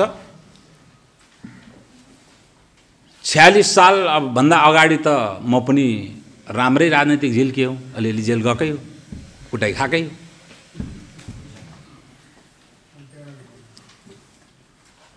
छयालिस साल पछाडि सबभन्दा म कोर इस्युमा आउँछु। गल्ती कहाँ भएर चाहिँ हामीहरू यो स्थितिमा आइरहेका छौँ? कोही सन्तुष्ट छैन भनेर डाक्टर साहबले अघि भन्नुभयो, म पनि सन्तुष्ट छैन, अरू पनि सन्तुष्ट छैन। त राक्षस र चाहिँ मतलब देवताको युद्ध हुँदा पनि राक्षस त सन्तुष्ट हुन्थ्यो कहिलेकाहीँ, त्यो स्थिति पनि छैन क्या। जसले भ्रष्टाचारी भनेर भन्नुभयो त्यो पनि सन्तुष्ट छैन। यसको पछाडिको सबभन्दा प्रमुख कारण के हो भने जब कुनै राजनैतिक क्रान्ति अथवा परिवर्तनलाई तुरुन्त आर्थिक रूपान्तरण अथवा राजनीतिक आर्थिक क्रान्तिले सम्बोधन गर्दैन अथवा फलोअप भन्छ नि मेडिकल शब्दमा हैन, फलोअप गर्दैन, तब त्यो राजनैतिक क्रान्ति चाहिँ बिस्तारै बिस्तारै अराजकतामा रूपान्तरण हुन्छ। र नेपालमा 47 साल पछाडि भएको कुरो यति मात्रै हो। रोग यति एउटा हो। र यो रोगको जनक र सुरुवातकर्ता नेपाली कांग्रेस हो, र डेलिबरेटली होइन, कन्फ्युज मान्छेबाट शासन सत्ता सञ्चालन भयो भने अहिले तपाईले जे भोग्नु भएको छ त्यो भोगिराख्नुपर्छ। अहिले पनि कन्फ्युजन बरकरार छ, म आउँछु त्यसमा। सबभन्दा नेपाली कांग्रेसमा के चाहिँ कन्फ्युजन भयो भने नेपाली कांग्रेस पनि सोशलिस्ट पार्टी, बीपी कोइरालाले चाहिँ प्रतिपादन गर्नुभएको सिद्धान्तबाट अगाडि बढ्ने। त्यतिखेर संसारमा जुन प्रकारको परिवर्तन आइरहेको थियो, उदारवादको ग्लोबलाइजेसन के विश्व वैश्वीकरणको जुन लहर आएको थियो, त्यो लहरमा कुन क्षेत्रमा सरकारको कारगर भूमिका हुने र कुन क्षेत्र चाहिँ निजी क्षेत्रलाई छोडिदिनु पर्ने भन्ने कुराको यथा निर्क्युल नेपाली कांग्रेसले गर्न सकेन। परिणाम के हो भन्नुहुन्छ भने राज्यले अलिअलि रामशरण महर्जीले गर्न चाहिँ खोज्नुभयो, सक्नु भएन हैन। राज्यले परिणाम के हो भन्नुहुन्छ भने राज्यले जाँड बिँडी र बोका बेचेर बसिरह्यो, अहिले पनि गरिरहेको छ। मुस्ताङको किसानको, च्याङ्ग्रा किसानको सौता जस्तो लाग्छ नेपाल सरकार। के जरुरी छ च्याङ्ग्रा र चाहिँ बाख्रा बेच्नुपर्ने नेपाल सरकारलाई यो दशैंमा? मान्छे सिटामल खान बाना पार मरिरहेको छ, च्याङ्ग्रा बेच्छ, भेडा बेच्छ। अनि त्यहाँ सिंहदरबारको गेटै अगाडि बोन्डेड वेयर हाउस छ, अहिले त अन्त्य गरेकै छ नेसनल ट्रेडिङको। कहीँ त छ त्यो सरकार बोन्डेड वेयर हाउस भने के हो? सबै त जाँड बेच्ने ठाउँ हो। जनकपुर चुरोक राखेन भने बिडी बेच्ने ठाउँ भला अहिले बन्द भयो। मिल्कियत त सरकारमै छ नि अहिले पनि। अर्कातिर शिक्षा स्वास्थ्य कम्प्लिटली निजीकरण। पैसा छ छोराछोरी पढा, होइन भने सरकारी स्कुलमा पठा र दोयम दर्जाको नागरिक बना। पैसा छ उपचार किनेर बाँच, होइन भने रोगले मर। यही होइन? मेरो श्रीमतीलाई मैले 28 दिन भेन्टिलेटरमा राखेँ। भेन्टिलेटरको आइसियुको चार्ज 50,000 दिनु, VAT 6,500। एउटा नागरिकले भेन्टिलेटरमा बसेर बाँचे बाबत सरकारलाई भ्याट तिर्नुपर्ने।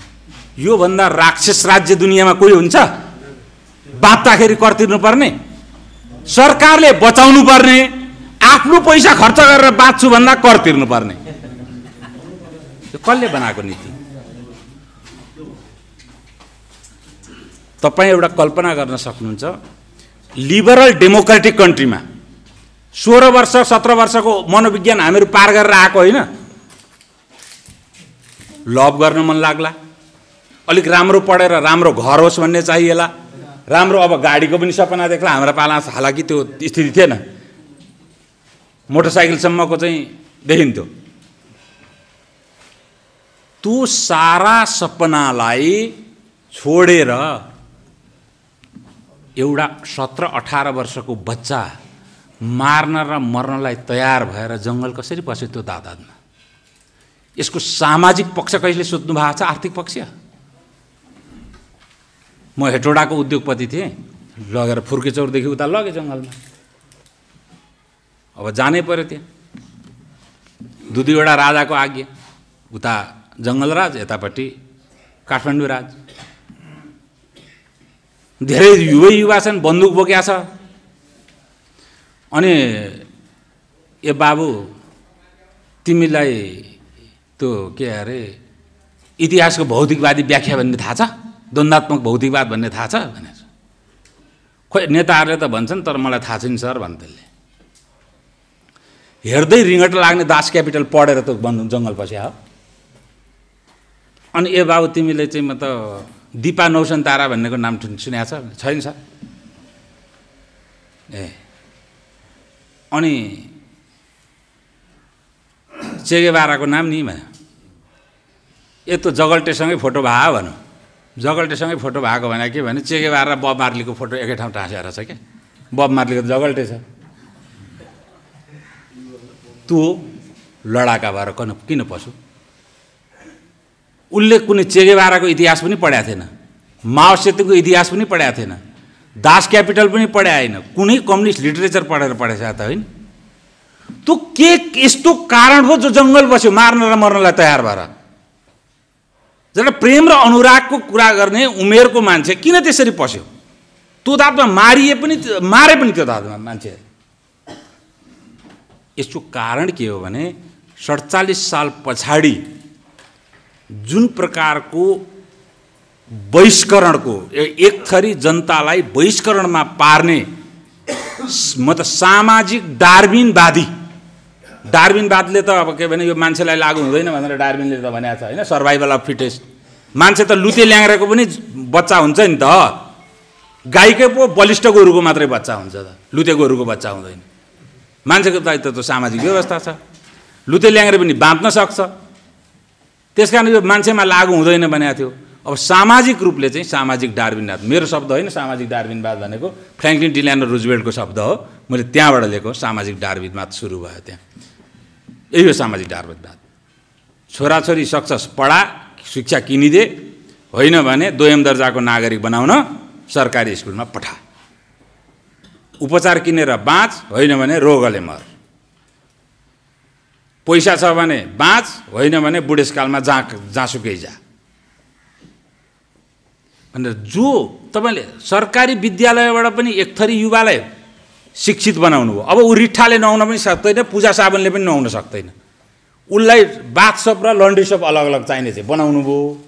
तर यी सबै भौतिक विकासले ल्याएका चिजहरू, उपभोक्तावादले ल्याएका चिजले उसलाई उपभोग गर्नुपर्छ भन्ने चेतनाको स्तरको पनि बनाइदिनु भयो।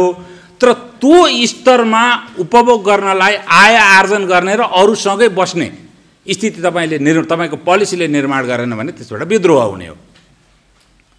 त्यसकारण यो विद्रोह तपाईँले अब आज फेरि माघ 1 गते परेछ होइन, गोर्खामा आएर म बोलिरहेको छु।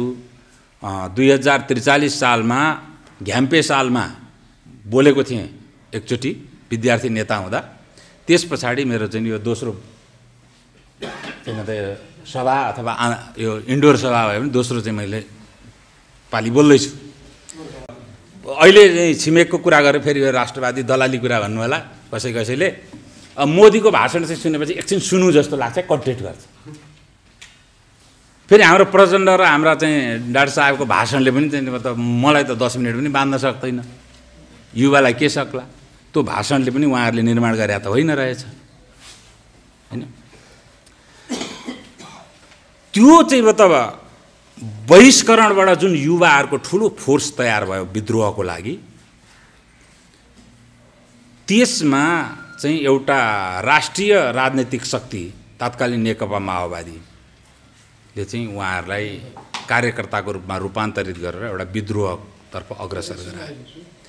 नेपाली काङ्ग्रेसले त्यस पछाडि के गर्यो भन्नुहुन्छ भने जे कारणले विद्रोह भएको थियो त्यसको कोर्स करेक्सन कहिल्यै गरेन। हाम्रो आर्थिक सामाजिक नीतिमा के करेक्सन गर्नुपर्छ भनेर एक दिन बहस भयो मन्त्रीजीसित। अलिअलि थियो त्यतिखेर त औकात, अहिले जस्तो अवस्था थिएन। अहिले त उहाँले अघि भन्नुभयो के अरे प्रोफेसरको कार्डलाई सिंहदरबारभित्र दिएन भन्नुभयो। मसित त केही कार्डै छैन। हेर्नुहोस्, म विशुद्ध महिनाको 2-3 वटा फर्स्ट क्लास अफिसरलाई तलब खाने कर मेरो व्यक्तिगत तलबबाट मात्रै तिर्छु म अहिले पनि। तर मेरो कुनै कार्ड छैन। त्यहाँ भित्र जानु पर्यो भने त्यो अगाडि लाएर फलान मन्त्रालयबाट आएको छ भनेर त भन्दै जाँदाखेरि जिल्लत लाग्छ। फेरि त्यहाँ आफै जानुपर्ने, आफ्नो आइडी बोकेर हेर्नुहोस्, ड्राइभरलाई पठाएर पनि नहुने। अनि त्यहाँभित्र जानु पर्यो भने कुनै माननीय ताननीयले मलाई लग्यो भने लग्यो, होइन भने म जान्न। मलाई कसैले सिंहदरबारमा भेटौँ भनौँ भने त्यो भित्र चाहिँ नडाक। बरु मलाई चाहिँ त्यो रिभिजिटमा डाक्छस् भने बरु म बिलै तिर्छु। अन्नपूर्णमा डाक, त्यहाँको पनि बिल तिरौँला। त्यो अपराधी ठाउँमा चाहिँ नडाक भन्छु। करदातालाई यो हद, सबै सरकारको अड्डा त्यहाँभित्र राखेर करदातालाई यो हदको अपमान बोध हुन्छ र म सिंहदरबारभित्र पस्दिनँ डाक्छ। के भनेर हु आर यु भन्छ, को हो तिमी भनेर भन्छ। म को हुँ भन्नु, ल म को भन्नु। म एउटा नागरिक, मसित नागरिकता छ। करदाता त्यसको रिकग्निसन छैन, करका ज्वाइँहरूको नै रिकग्निसन छ।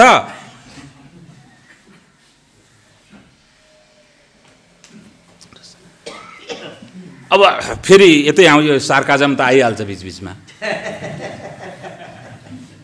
भरिया छ होइन।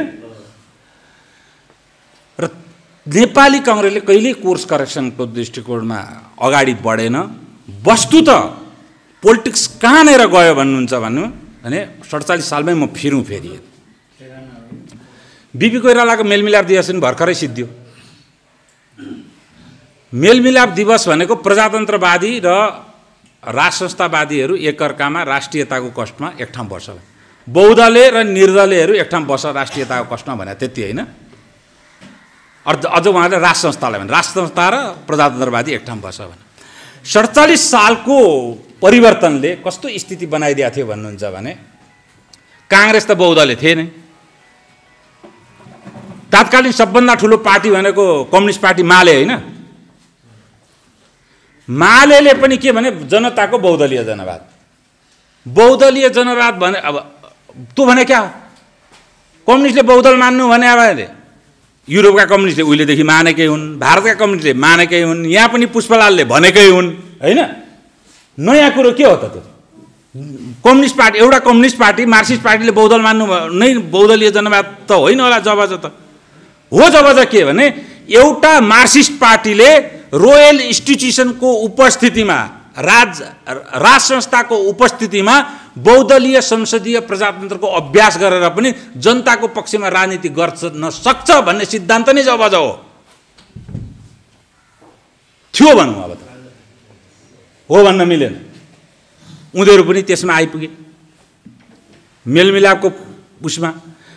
47 सालको परिवर्तन पछाडि निर्दल चाहिन्छ भनेर एकजना पञ्चले कसैले भन्यो। मरिज मान्छे पनि चुनाव लड्न जानुभयो, कीर्तिबाबु पनि चुनाव लड्न जानुभयो। सबै पोलिटिकल फोर्स, राजनीतिक शक्ति जति बहुदलवादी र राज्य शक्ति बीचको चाहिँ त्यो समन्वयात्मक स्थिति, मेलमिलापको स्थिति त्यो स्थितिलाई अगाडि बढाउनको लागि कस्तो आर्थिक सामाजिक नीति र रूपान्तरण चाहिन्थ्यो भन्ने एक नम्बर दायित्व नै काङ्ग्रेसको थियो। किनभने काङ्ग्रेसको राजनीतिक मन्जिल नै त्यो थियो क्या, अन्तिम मन्जिल सिद्धान्त अनुसार। अहिलेको त काङ्ग्रेस भने के हो मैले भनिहालेँ, अब उहाँलाई दुःख लाग्ला। जाँडाको पुङमा अमृतको घडा लेखिदियो क्या बाहिरपट्टि। पढ्नेले त अमृतको घडा पुग्छ, फुट्ट पुचो निकाल्यो, पुचो निकाल्दा वात्सै गनाउँछ। काङ्ग्रेसको स्थिति त्यही छ। अब कति भन्नु भन्दा पनि बिपीकै भाषामा भन्यो भने मर्या घोडालाई कति चाबुक हान्नु, घोडा त मरि नै सकिया छ। त्यो दायित्व नेपाली काङ्ग्रेसले पुरा गर्न नसकेपछि विद्रोह भयो र विद्रोहलाई सम्बोधन गर्ने क्रममा उसले कोर्स करेक्सन पनि गरेन र आफ्नो प्रिन्सिपल आइडियोलोजीलाई उसले चाहिँ सम्झौता गर्दै गर्दै गर्दै गयो। सम्पूर्ण कम्युनिस्टहरूले स्वीकार गरिसकेको उसको प्रिन्सिपल आइडियोलोजीलाई क्रमशः लेफ्ट ओरिएन्टेड लाँदै नेपाली काङ्ग्रेस आजका दिनमा प्रजातान्त्रिक जनवादी पार्टीको रूपमा रूपान्तरित भयो। यही हो। तर दुर्भाग्यको कुरो यहाँनिर काङ्ग्रेस सकियोस् विषय हो। गौरवपूर्ण इतिहास, जसै तसै वर्तमान र अन्योल भविष्य भएको एउटा राजनीतिक शक्ति हो। इतिहासमा धेरै शक्तिहरू सकिएका छन्। स्वयं जर्ज वाशिङटनको राजनीतिक पार्टी फेडरलिस्ट पार्टी नै 5औं राष्ट्रपति जेम्स मुनरोको पालामा आउँदाखेरि प्रतिबन्धित भयो। जसले अमेरिका बनायो त्यही पार्टी प्रतिबन्धित भयो। त्यस्ता इतिहासहरू छन्। सकिन सक्छ, तर देश सकिनु भएन नि त। देशको प्रजातान्त्रिक पद्धति सकिनु भएन नि। तर त्यो नसकिनका लागि पहिले जुन विद्रोहको आधारहरू थिए ती विद्रोहका आधारहरू समाप्त हुनु पर्यो। के आज समाप्त भएका छन्? शिक्षामा कुनै परिवर्तन भएको छ कि अरू उपभोक्तावादी र अरू आडम्बरवादी भएर गएको छ? स्वास्थ्यको स्थिति परिवर्तन छ?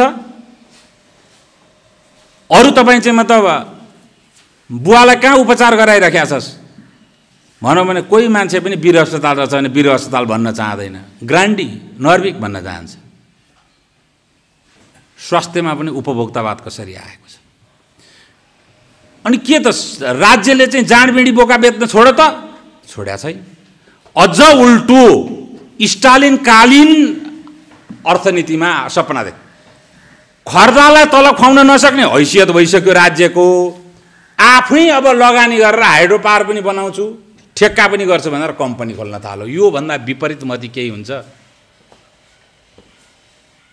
अस्ति मात्रै एउटा चाहिँ ठेकदार कम्पनी खोल्नलाई भर्खर सुरु गरेको छ सरकार। नजानु पर्ने कुरा र नगर्नु पर्ने राज्यले गरि नै रहने, गर्नुपर्ने सामाजिक सुरक्षाको कुरा र सबैलाई समान अवसर प्राप्त हुने सामाजिक न्यायको कुरा नगर्ने। यो स्थितिले विद्रोहको आधार यथास्थितिमा छ।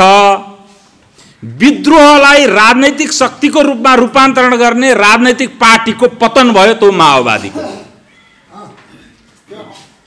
अब विद्रोहले निकास खोल्छ र यो विद्रोहको निकास अर्को जेनेरेसनको आन्दोलन भएन भने अनि यसले के रूप लिन्छ भने जातीय रूप लिने हो कि क्षेत्रीय रूप लिने हो कि के रूप लिने हो मलाई थाहा छैन। बाढी आएपछि त तपाईको इम्ब्याङ्कमेन्ट के भने तटबन्ध तोडेर पनि त्यो जान्छ तपाईले रोक्न सक्नुहुन्न। र अहिलेको राजनीतिक शक्ति परिवर्तन हुने स्थितिमा म देख्दिनँ। यो चाहिँ अहिले मेजर इस्यु 47 सालमा जे थियो आज पनि हाम्रो त्यही हो। आर्थिक रूपले केही परिवर्तन भएको छैन। अब अर्को पोलिसीको त कुरै नगर्नु बाबा। अब त म भुक्तभोगी हेर्नुहोस्, कहिलेकाहीँ त सबै मेरो सेयरहरू किन्देर कसैले गर्ने भने निर्जन एउटा टापुमा गएर बस्ने भने जस्तो भएको छ सबै उद्योगपतिलाई नेपालमा, सबैलाई। अति दुर्गति र क्रन्दन त आफ्ना ठाउँमा छन्, तपाईहरुलाई अब के भन्ने हैन। अब अर्को चाहिँ उहाँले मलाई त कार्यपत्र प्रस्तुत लेख भन्नुभयो। एउटा समस्या के हो भने हाम्रा चाहिँ वर्षका 8वटा महिना मात्रै हुन्छन् कि 4 क्वार्टरका 4वटा महिना चाहिँ ब्याङ्कका लागिका दास हो हामीहरू। पुष महिना त्यस्तै पर्यो। पुष महिना त म सक्दिनँ भने उहाँ सक्दिनँ, जे बोल्नुपर्छ त्यहाँ एक्सटेम्पो बोलौँला भनेर चाहिँ मैले भनेको थिएँ। त्यसकारण मैले लेख्न नसकेको कारण चाहिँ यो हो। अब मैले पोइन्टहरू त लिएर आइरहेको छु। अब अहिले आएर राजनीतिक रूपले म होपफुल त छैन, तर होपफुल नभए पनि के भने आर्थिक अवस्थामा चाहिँ केही सनातन चिजहरू हुन्छन् जो तपाईको राजनीतिक परिवर्तनले अर्थ चाहिँ मतलब कुनै असर गर्दैन। त्यो भनेको नेपालको समृद्धिको आधार। समृद्धिको सपना खुब देख्नुहुन्छ केपी ओलीजी। कुनै जमानामा पार्टी नमिले पनि पर्सनल केमिस्ट्री अलिअलि मिल्थ्यो, मेरो पनि। उहाँ अर्थ केही नभए पनि केपी ओलीको एउटा कुराको म प्रशंसक हुँ, कोही सपना त देख्छ गाँठे हो नेपालको पोलिटिसियनमा। सपना पनि देख्ने औकात नभएका नालायकहरूले हाम्रो त असक्षमहरूले शासन गरे नि त हामीहरूलाई, जसको सपनै देख्ने औकात छैन।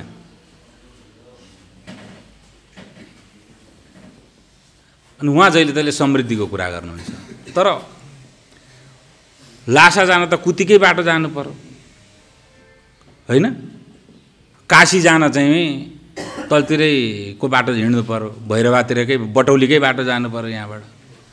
अब बटौलीको बाटो गएर त लासा पुगिँदैन, कुतीको बाटो गएर काशी पुगिँदैन। उहाँको स्थिति चाहिँ त उल्टो छ। नेपालको समृद्धि पहिलो पोलिसी भने तपाईँले आर्थिक सुशासन किन भएन भन्ने कुरा पहिलो कुरा भने सामाजिक सुरक्षा भएन। सामाजिक सुरक्षा नभएपछि सुशासनको अन्त्य हुन्छ। अब दोस्रो कुरा समृद्धिको कुरामा आउँछु अनि म अन्त्य गर्छु। अलिकति यो सुशासनमा कसरी भएन भने सुशासनको कुरा पनि छ। संविधानै गलत छ, कहाँबाट सुशासन खोज्नुहुन्छ त मैले भनिहालेँ एक सेन्टेन्समा पहिले नै। गलत चिजमा टेकेर असल परिणति पाइँदैन।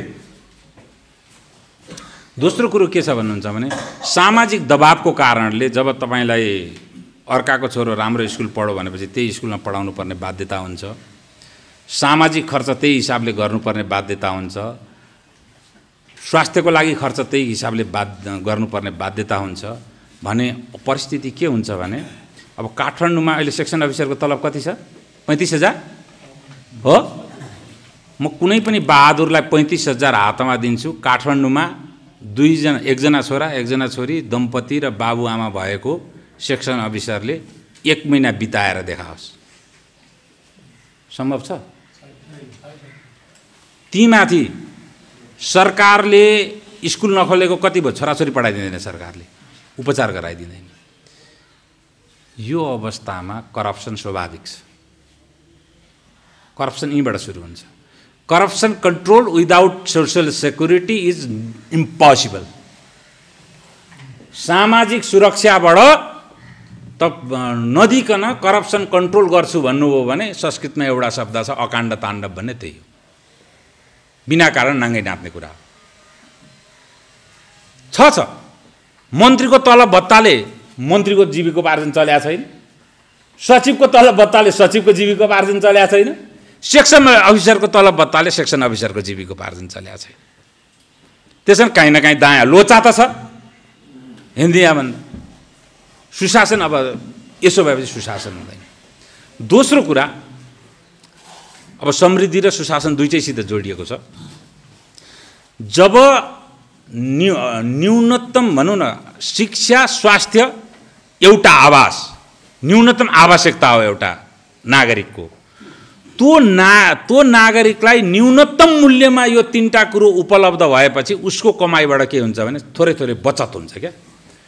त्यो बचत चाहिँ रिटेल इन्भेस्टर, त्यो ब्याङ्कमा राखे पनि उसले अन्य सेयरहरूमा लगानी गरे पनि त्यो बचत नै इन्भेस्टमेन्टको रूपमा आउने हो र त्यसैले देशमा चाहिँ आर्थिक विकास दिएर जाने हो। जब उसलाई आफ्नो कमाइले नै नपुगेर बाहिरबाट ल्याएर ती कुराहरूलाई सम्बोधन गर्नुपर्ने अवस्था छ भने तपाईको देशमा पुँजीको निर्माण हुँदैन र पुँजीको निर्माण नभएपछि इन्भेस्टमेन्ट हुँदैन, इन्भेस्टमेन्ट नभएपछि आर्थिक विकास हुँदैन। बडो सजिलो बुझ्नुभयो होला जस्तो लाग्छ मलाई, एकदम सजिलो भएको रोग यति नै हो। त्यसकारण सामाजिक सुरक्षा कति महत्त्वपूर्ण छ भन्ने, सामाजिक सुरक्षा गर्न पनि सकिन्छ, नगर्न सकिने होइन। तपाईले 5 वर्ष योजना बनाएर सबै स्कुल र कलेजको चाहिँ हामीहरू जिम्मा लिन्छौँ भनेर सरकारले अगाडि बढ्यो भने केही अप्ठ्यारो। भारतको जस्तो बाध्यात्मक स्थिति होइन कि हाम्रो। भारतमा पो एकदमै ठुलो जनसङ्ख्याको दबाव छ त। हामीलाई त जनसङ्ख्याको त्यत्रो दबाव भएको देश होइन नि हाम्रो। साँच्चै भन्नु भने झापा मोरङ र सुनसरी 3 जिल्लाको धानले नेपाललाई पाल्छ। उत्पादनको पनि त्यत्रो दबाव भएको देश होइन। तर हामीहरूको अव्यवस्था नै हो हाम्रो समस्या। अब फेरि अब दिनमा त समृद्धितिर आउँ। समृद्धिको हाम्रो मुख्य साधन हाम्रो लगानी हुनुपर्ने ठाउँ र हामीहरूलाई समृद्धिमा त 2 मिनेट त एसीबाट बाहिर निक्लिँदाखेरि पुर्लुक्क हुन्छु कि जस्तो लाग्छ मलाई। कतार दुबईमा मरि पो हालिने हो कि जस्तो लाग्छ, अक्सिजनै डिफिसियन्सी हुन्छ।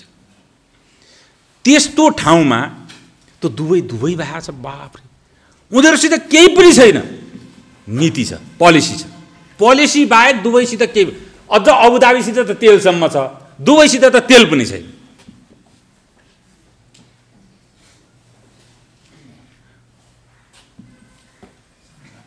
त्यो ठाउँ त्यसरी बन्न सक्यो किन भन्दाखेरि आफ्नो स्रोत तेललाई उसले उपयोग गर्यो। अबुधाबी सबै, युएईले, साउदी अरबले। तेल चाहिँ हाम्रो राष्ट्रियताको कुरो हो, तेल बेच्नु भने राष्ट्रद्रोह हो भनेर भए आज के हुन्थ्यो त? त्यसै गरेर कसैलाई ग्यास होला, प्राकृतिक ग्यास, कसैको युरेनियम होला, विभिन्न छन्, काहीँ सुनखानी छ। नेपाललाई दिएको चाहिँ के हो त अहिलेसम्म हामीहरूले प्राप्त गरिसकेको भनेको समृद्धिले, प्रकृति माताले हामीहरूलाई समृद्धिको लागि दिएको साधन भनेको पानी हो। पानीमा यो अब पानीको खासियत के छ भन्नुहुन्छ भने, त पानीमै काम गर्ने मान्छे पनि हुँ म। खासियत के छ भन्नुहुन्छ भने पानी मात्रै एउटा यस्तो पदार्थ हो दुनियाँमा जसबाट इनर्जी, बिजुली निकाल्दाखेरि चाहिएको बेला चाहिएको जति बिजुली निकाल्न सकिन्छ। अरूमा त्यो जादु छैन। 500 मेगावाटको युरेनियमको प्लान्ट राख्नु, एटोमिक इनर्जीको प्लान्ट राख्नुहोस्, तपाईँलाई चाहियोस् कि नचाहियोस् कि 24 घण्टा 500 मेगावाट आएको छ। तर पानीमा के हुन्छ भने जब तपाईँले जलाशय बनाउनुहुन्छ, चाहिएको बेला चाहिएको जति इनर्जी निकाल्न सक्नुहुन्छ। त्यो हामीहरूले अनि ठ्याक्कै दक्षिणपट्टि यत्रो ठुलो बजार इनर्जीको, संसारमा बजारसित पाखुरा सुर्केर आफूलाई बहादुर ठान्ने देश पर्यो हाम्रो त। फेरि संसारमा अरूले बजारको छाकरी गर्छ, हामी बजारसित पाखुरा सुर्किन्छौँ जहिले तहिले। त्यो समृद्धिको साधन 1 नम्बर जलस्रोत हो। जलस्रोतलाई उपयोग गर्ने तात्विक नीति नभएसम्म हामीहरू उँभो लाग्दैनौँ। जबसम्म यसलाई राष्ट्रियताको नाममा रिसोर्सेस क्रन्च भन्छ अर्थशास्त्रको भाषामा, अनुपयोग, सम्पत्तिको दुरुपयोग हुन्छ, एउटा सम्पत्तिको अनुपयोग हुन्छ। अनुपयोग गरेर तपाईँ दरिद्र राष्ट्रवादको नाममा जब दरिद्रता ग्रहण गर्न तपाईँ जहिले तहिले तयार हुनुहुन्छ र राष्ट्रको पोलिटिकल एजेन्डा नै त्यही भएर रहिरहन्छ भने तपाईँको दरिद्री चिरन्तन रहनेवाला छ। यो पनि लेखेर राख्नुहोस्। दोस्रो तपाईँलाई समृद्धिको साधन दिएको भनेको के हो भने सभ्यताले दिएको छ। त्यो भनेको पशुपतिनाथ मुक्तिनाथै हो, लुम्बिनी नै हो, जनकपुरै हो, गोरखनाथै हो यहाँको। जगमान डाक्टर साहबलाई पनि त्यो त भन्नुपर्ने हो। होइन ध्यान मुद्रा सुनिराख्नु भएको छ भन्ने थाहा, तर मैले आज दौरा सुरुवाल लगाएको छु नि डाक्टर साहब। उहाँको र मेरो कुरा छ कि त्यसमा यो सेन्स अफ ह्युमर पनि अब बिचबिचमा चाहिन्छ। रामानन्द गिरिजीको वार्षिक पुण्यतिथि थियो। त्यस दिन मेरो 1-2वटा बिजनेस मिटिङ थियो, टाइसाई ओढेर अलिकति हिरोइनी बनेर हिँडिहालेँ म पनि।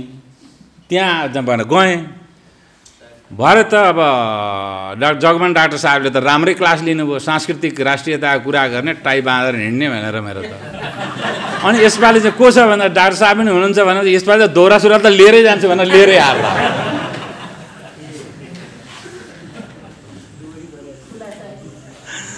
त्यसरी मैले उहाँलाई चाहिँ कुरा गरेँ। दोस्रो हाम्रो सभ्यता। अब सभ्यताले जुन दिएका साधनहरू छन् त्यसको उपयोग गर्न, त्यसको प्रचार गर्नु पर्यो नि, बजारीकरण गर्नु पर्यो। बजारीकरण गर्दाखेरि हाम्रै प्रधानमन्त्री त्यहाँ जाँदैन, अनि तिम्रो बजारीकरण कसले गरिदिन्छ भने? ल म माने तिमी मार्क्सिस्ट हौ, मलाई केही आपत्ति भएन। पैसो त बुझ्छौ होला नि त, मार्क्सिस्ट भए पनि पैसो चाहियो त। पैसो त पशुपतिनाथले दिन्छ भने त पैसाका लागि भए पनि त्यहाँ गएर जानु हुँदैन एकचोटि। समृद्धि चाहिँ पशुपतिनाथ र मुक्तिनाथले दिनुपर्ने अरे, दैलो चाहिँ पशुपतिनाथ र मुक्तिनाथकै नटेक्ने अरे, होली वाइन खान जाने अरे। चर्चले समृद्धि दिन्छ तिमीलाई? चर्चले समृद्धि दिने भनेको बेथेलममा हो, चर्चले समृद्धि दिने भनेको भ्याटिकनलाई हो। हरेक ठाउँको खासियत छ। मैले त कुनै पन्थलाई द्रोह गरेर भने होइन। यो त जसरी संसारमा साउदी अरेबिया किन शक्तिशाली? मक्का मदिना छ र यो एउटा सिभिलाइजेसनको केन्द्र हो क्या, इस्लामिक सिभिलाइजेसनको। मक्का मदिनाको लागि इन्डोनेसियादेखि अमेरिकासम्मको मुसलमानको आस्थाको केन्द्र हो मक्का मदिना भने। मक्का मदिनामा तलमाथि भयो भने इन्डोनेसियादेखि अमेरिकासम्मको चाहिँ मुसलमान चाहिँ कुर्बान हुन तयार हुन्छ। त्यसकारण साउदी अरेबिया शक्तिशाली हो। त्यो इजरायल भन्ने कत्रो राष्ट्र छ? 70 लाख जनसङ्ख्या। अमेरिकालाई थर्काएर राखिदिन्छ। किन त्यति शक्तिशाली इजरायल? किनभने त्यो यहुदी र क्रिश्चियनको सभ्यताको केन्द्र हो। भ्याटिकन कति छ? काठमाडौँको त कुरै छोड्नुहोस्, गोर्खाको यो बजार जति पनि छैन एउटा राष्ट्र। तर भ्याटिकनको राष्ट्र प्रमुखले उठ भन्दा बेलायतको रानी पनि उठ बस भन्दा बस। डोनाल्ड ट्रम्प, पुटिन यतिकै। किन भन्दाखेरि त्यो क्रिश्चियन सभ्यताको केन्द्र हो। तपाईले सबभन्दा ठुलो 1 अरब भन्दा बढी हिन्दू र एथेइस्ट भने धर्म नमान्ने चाइनिजलाई पनि राख्नुभयो भने 1 अरब भन्दा बढी बुद्धिस्टहरूको सभ्यताको केन्द्रलाई आफ्नो पक्षमा उपयोग गर्ने नीति लिनुहुन्न। सांस्कृतिक नीति पैसैका लागि लिनुहोस् न बाबा, लिनुहुन्न भने तपाईलाई दिने जानेर बुझेर गमेर दिने एउटै उपमा छ, यु आर स्टुपिड। यो दुईटा भन्दा तपाईले केहीबाट समृद्धि पाउनुहुन्न। तपाईले स्टिल फ्याक्ट्री खोल्नुहुन्छ, यो भन्दा ठुलो इन्डियामा खुल्छ। हेटौडा कपडा भनेर हाम्रो कामरेडहरू दौडिन्छन् कि कहिले काङ्ग्रेसले बन्द गरे। संसारका सबै टेक्सटाइल जति चाइनाले खाइसक्यो, अब तिमीले चलाएर हेटौडा कपडा मिल चल्छ अहिले? त्यो हाम्रो बहसको विषय नै होइन। पहिले तिमीसित जे साधन छ त्यसलाई उपयोग गर। समृद्धिका साधन यी दुईटाहरू हुन्। अब भ्रष्टाचारको इकोनोमी भने है, अब संविधानमा त भडासम्म पोखि नै हाल्छु जहाँ गए पनि। मेरो त एकल एजेन्डा हो त्यो है। त्यति जान्दा तपाईँहरूले डाक्नुभयो मलाई, तपाईँहरूलाई साधुवाद छ। शिक्षा शास्त्र आधुनिक क्षेत्रको कुरा गरिहालेँ। अब जमिन सम्बन्धी पनि मेरा केही धारणाहरू छन्। अब सुशासन किन भएन भने अर्को सुशासन नभएको कारण हो नेपालमा जमिन। त्यो भएपछि सक्छु है त म। यो 52 सालको अधिवेशनमा कमलाजी हुनुहुन्थ्यो तपाईँ बानेश्वरमा। त्यो तपाईँको भित्री अधिवेशन हो, बाहिर काङ्ग्रेसको अधिवेशन हुनुहुन्थ्यो। म पनि थिएँ त्यहाँ। चाहिँ बडो बहस भयो, म उल्लु भएको अधिवेशन हो क्या। हजुर हजुर त्यतिखेर थिएँ म, अहिले पो भएँ त म। काङ्ग्रेस छोडेपछि एक्लिएको मान्छे हो क्या म अहिले छैन कुनै दलमा पनि। अनि सबैले मलाई चाहिँ दुष्ट र दुर्मुख भनेर व्यवहार गर्छन्। अनि मैले पनि ठिकै छ भनेर हिँडिरहेको छु। त्यतिखेर के कुरा भएको थियो भने द्वैत स्वामित्वको कुरा भएको थियो कि जमिनमा, र ल्यान्ड सिलिङको पुनरावलोकन। ल्यान्ड सिलिङलाई के भन्छ? हदबन्दीको पुनरावलोकनको कुरा भइरहेको छ काङ्ग्रेसको अधिवेशनमा। अनि मैले द्वैत स्वामित्वमा एउटा कुरा उठाएको थिएँ, जसले मलाई चाहिँ उल्लु भनेर धेरैले डाक्टर साहेबहरूले मलाई उपमा दिनुभयो। फेरि म त साइन्स पढेको, प्राज्ञिक रूपले मेरो अधिकार छैन अर्थशास्त्रको कुरा उठाउने। त्यसमा पनि प्राज्ञिक प्राधिकार जरुरी हुँदो रहेछ। यो जग्गा भनेको चाहिँ सरकारको कि व्यक्तिको भने? व्यक्तिको हो भने मालपोत किन लिएको? पोत भने त लिज हो नि त। एउटा मालिक भएर अर्काले उपभोग गर्यो भने उपयोग गरे बापत दिनेलाई पोत भन्छ। मालपोत किन लिएको भने territory belongs to the state. Land भनेको टेरिटोरी हो। टेरिटोरीलाई के भन्ने होइन, टेरिटोरी हो। त्यसको मिल्कियत सरकारसित हुन्छ, त्यसको एउटा खण्डित रूप तिमीले उपयोग गरे हुनाले मलाई पोततिर भनेर सरकारले लगाएको हो नि त, होइन? यदि सरकार मालिक हो भने जग्गा धनी दर्ता प्रमाण पूर्जा किन दिएको? अनि मलाई प्रोपर्टी राइटको रूपमा जब तिमीले जग्गा दिइसकेपछि मैले कालेलाई बोल्यौँ कि गोरेलाई बेचौँ कि अमेरिकानेले बेचौँ कि अब जापानीलाई बेचौँ, त्यो लगाउन पाइन्छ? र संसारमा 1 करोड मात्रै पैसा कमाउन पाइन्छ, 2 करोड कमाउन पाइँदैन भन्ने काहीँ प्रतिबन्ध लाग्छ? मैले जति पनि कमाउनु पार्नु पर्यो, मेरो व्यक्तिगत सम्पत्ति हो भने जमिन होइन, सरकारको हो भने तिमीले भोगाधिकार प्रमाणपत्र दिनु पर्यो। यसले विकराल रूप लिन्छ र तपाईँले अहिले नै यो निर्कुल गर्नु। मोही र तल्सीको त सेकेन्डरी कुरा हो भनेर एउटा कुरा गरेको थिएँ मैले। र अर्को त्यो सँगसँगै अब ल्यान्ड सिलिङको कुरा आउँछ। ल्यान्ड सिलिङ किनभने यो सरकारको भएको हुनाले कति तिमीलाई दिने भन्ने प्राधिकार मसँग छ भनेर नै राख्या हो त्यो हदबन्दी। अनि हदबन्दी चाहिँ के का लागि? उत्पादकत्व बढोस्, ठिक छ। जमिनको त्यो धनी पूर्जा भन्ने, लाल पूर्जा भन्ने डकुमेन्ट बोकेर हिँड्नेको जनसङ्ख्या बढाएर जमिनको अनन्त खण्डीकरण गर्दाखेरि लाल पूर्जाधारीहरूको सङ्ख्या बढाउँदाखेरि चाहिँ उत्पादकत्व बढ्छ। यो प्रणाली खारेज गर्नुपर्छ र अनुत्पादक जमिनमा चाहिँ पहिले ल्यान्ड सिलिङ हुनुपर्छ। मैले काठमाडौँमा कतिवटा घरघडेरी राख्न पाउने? सुरुवात हेर्नुहोस्, हाम्रा प्रगतिशीलहरूले कस्तो काम गरिरहेका छन्। म यहाँनिर भन्छु, बालुवाटारमा 5 रुपियाँ जग्गा भएको राणाजीलाई अभयदान, बिचरा दाङमा 10 बिघा जग्गा भएको पल्टुराम चौधरीलाई छुलुमुतु। कतिखेर सरकारले लाने हो? यस्तो अन्यायपूर्ण ल्यान्ड सिलिङ हुन्छ कहीँ? कम्तीमा जस्तो बेलायतलाई हामीहरू के पुँजीवादी देश भन्छौँ? पहिले साम्राज्यवादी, अहिले त अब आफ्नै राज्य गाह्रो गाह्रो भएको छ। पुँजीवादी होइन, आर्थिक रूपले चाहिँ। त्यहाँ लन्डनमा तपाईँको एउटा घर छ भने अर्को सहरमा सेकेन्ड होम राख्न सक्नुहुन्छ, लन्डनमै दोस्रो घर किन्न पाउनुहुन्न। तपाईँले किन्नुभयो भने on to rent or on to सेलको रूप क्याटेगोरीमा हुन्छ। त हरेक महिना टेलिफोनको बिल बुझाए जस्तो ट्याक्स सेन्टरमा गएर कर बुझाउनुहोस् स्क्वायर फिटका आधारमा। त्यसले के हुन्थ्यो भन्नुहुन्छ भने जग्गा, घर जग्गामा न्यूनतम लगानी हुन्थ्यो र ल्यान्ड सिलिङ हुने बित्तिकै सस्तो मूल्यमा मानिसहरूले जग्गा पाउँथे। एउटाले एउटा भन्दा त पाउँदैन। अहिले करले नचिनेको मान्छेका नाममा 10-15वटा घर छन् काठमाडौँमा। ट्याक्सको नेटमै छैन त मान्छे। लगानी जति कहाँ पुग्यो? घरमा। डेड इन्भेस्टमेन्ट अनि जिडिपी खोज्ने।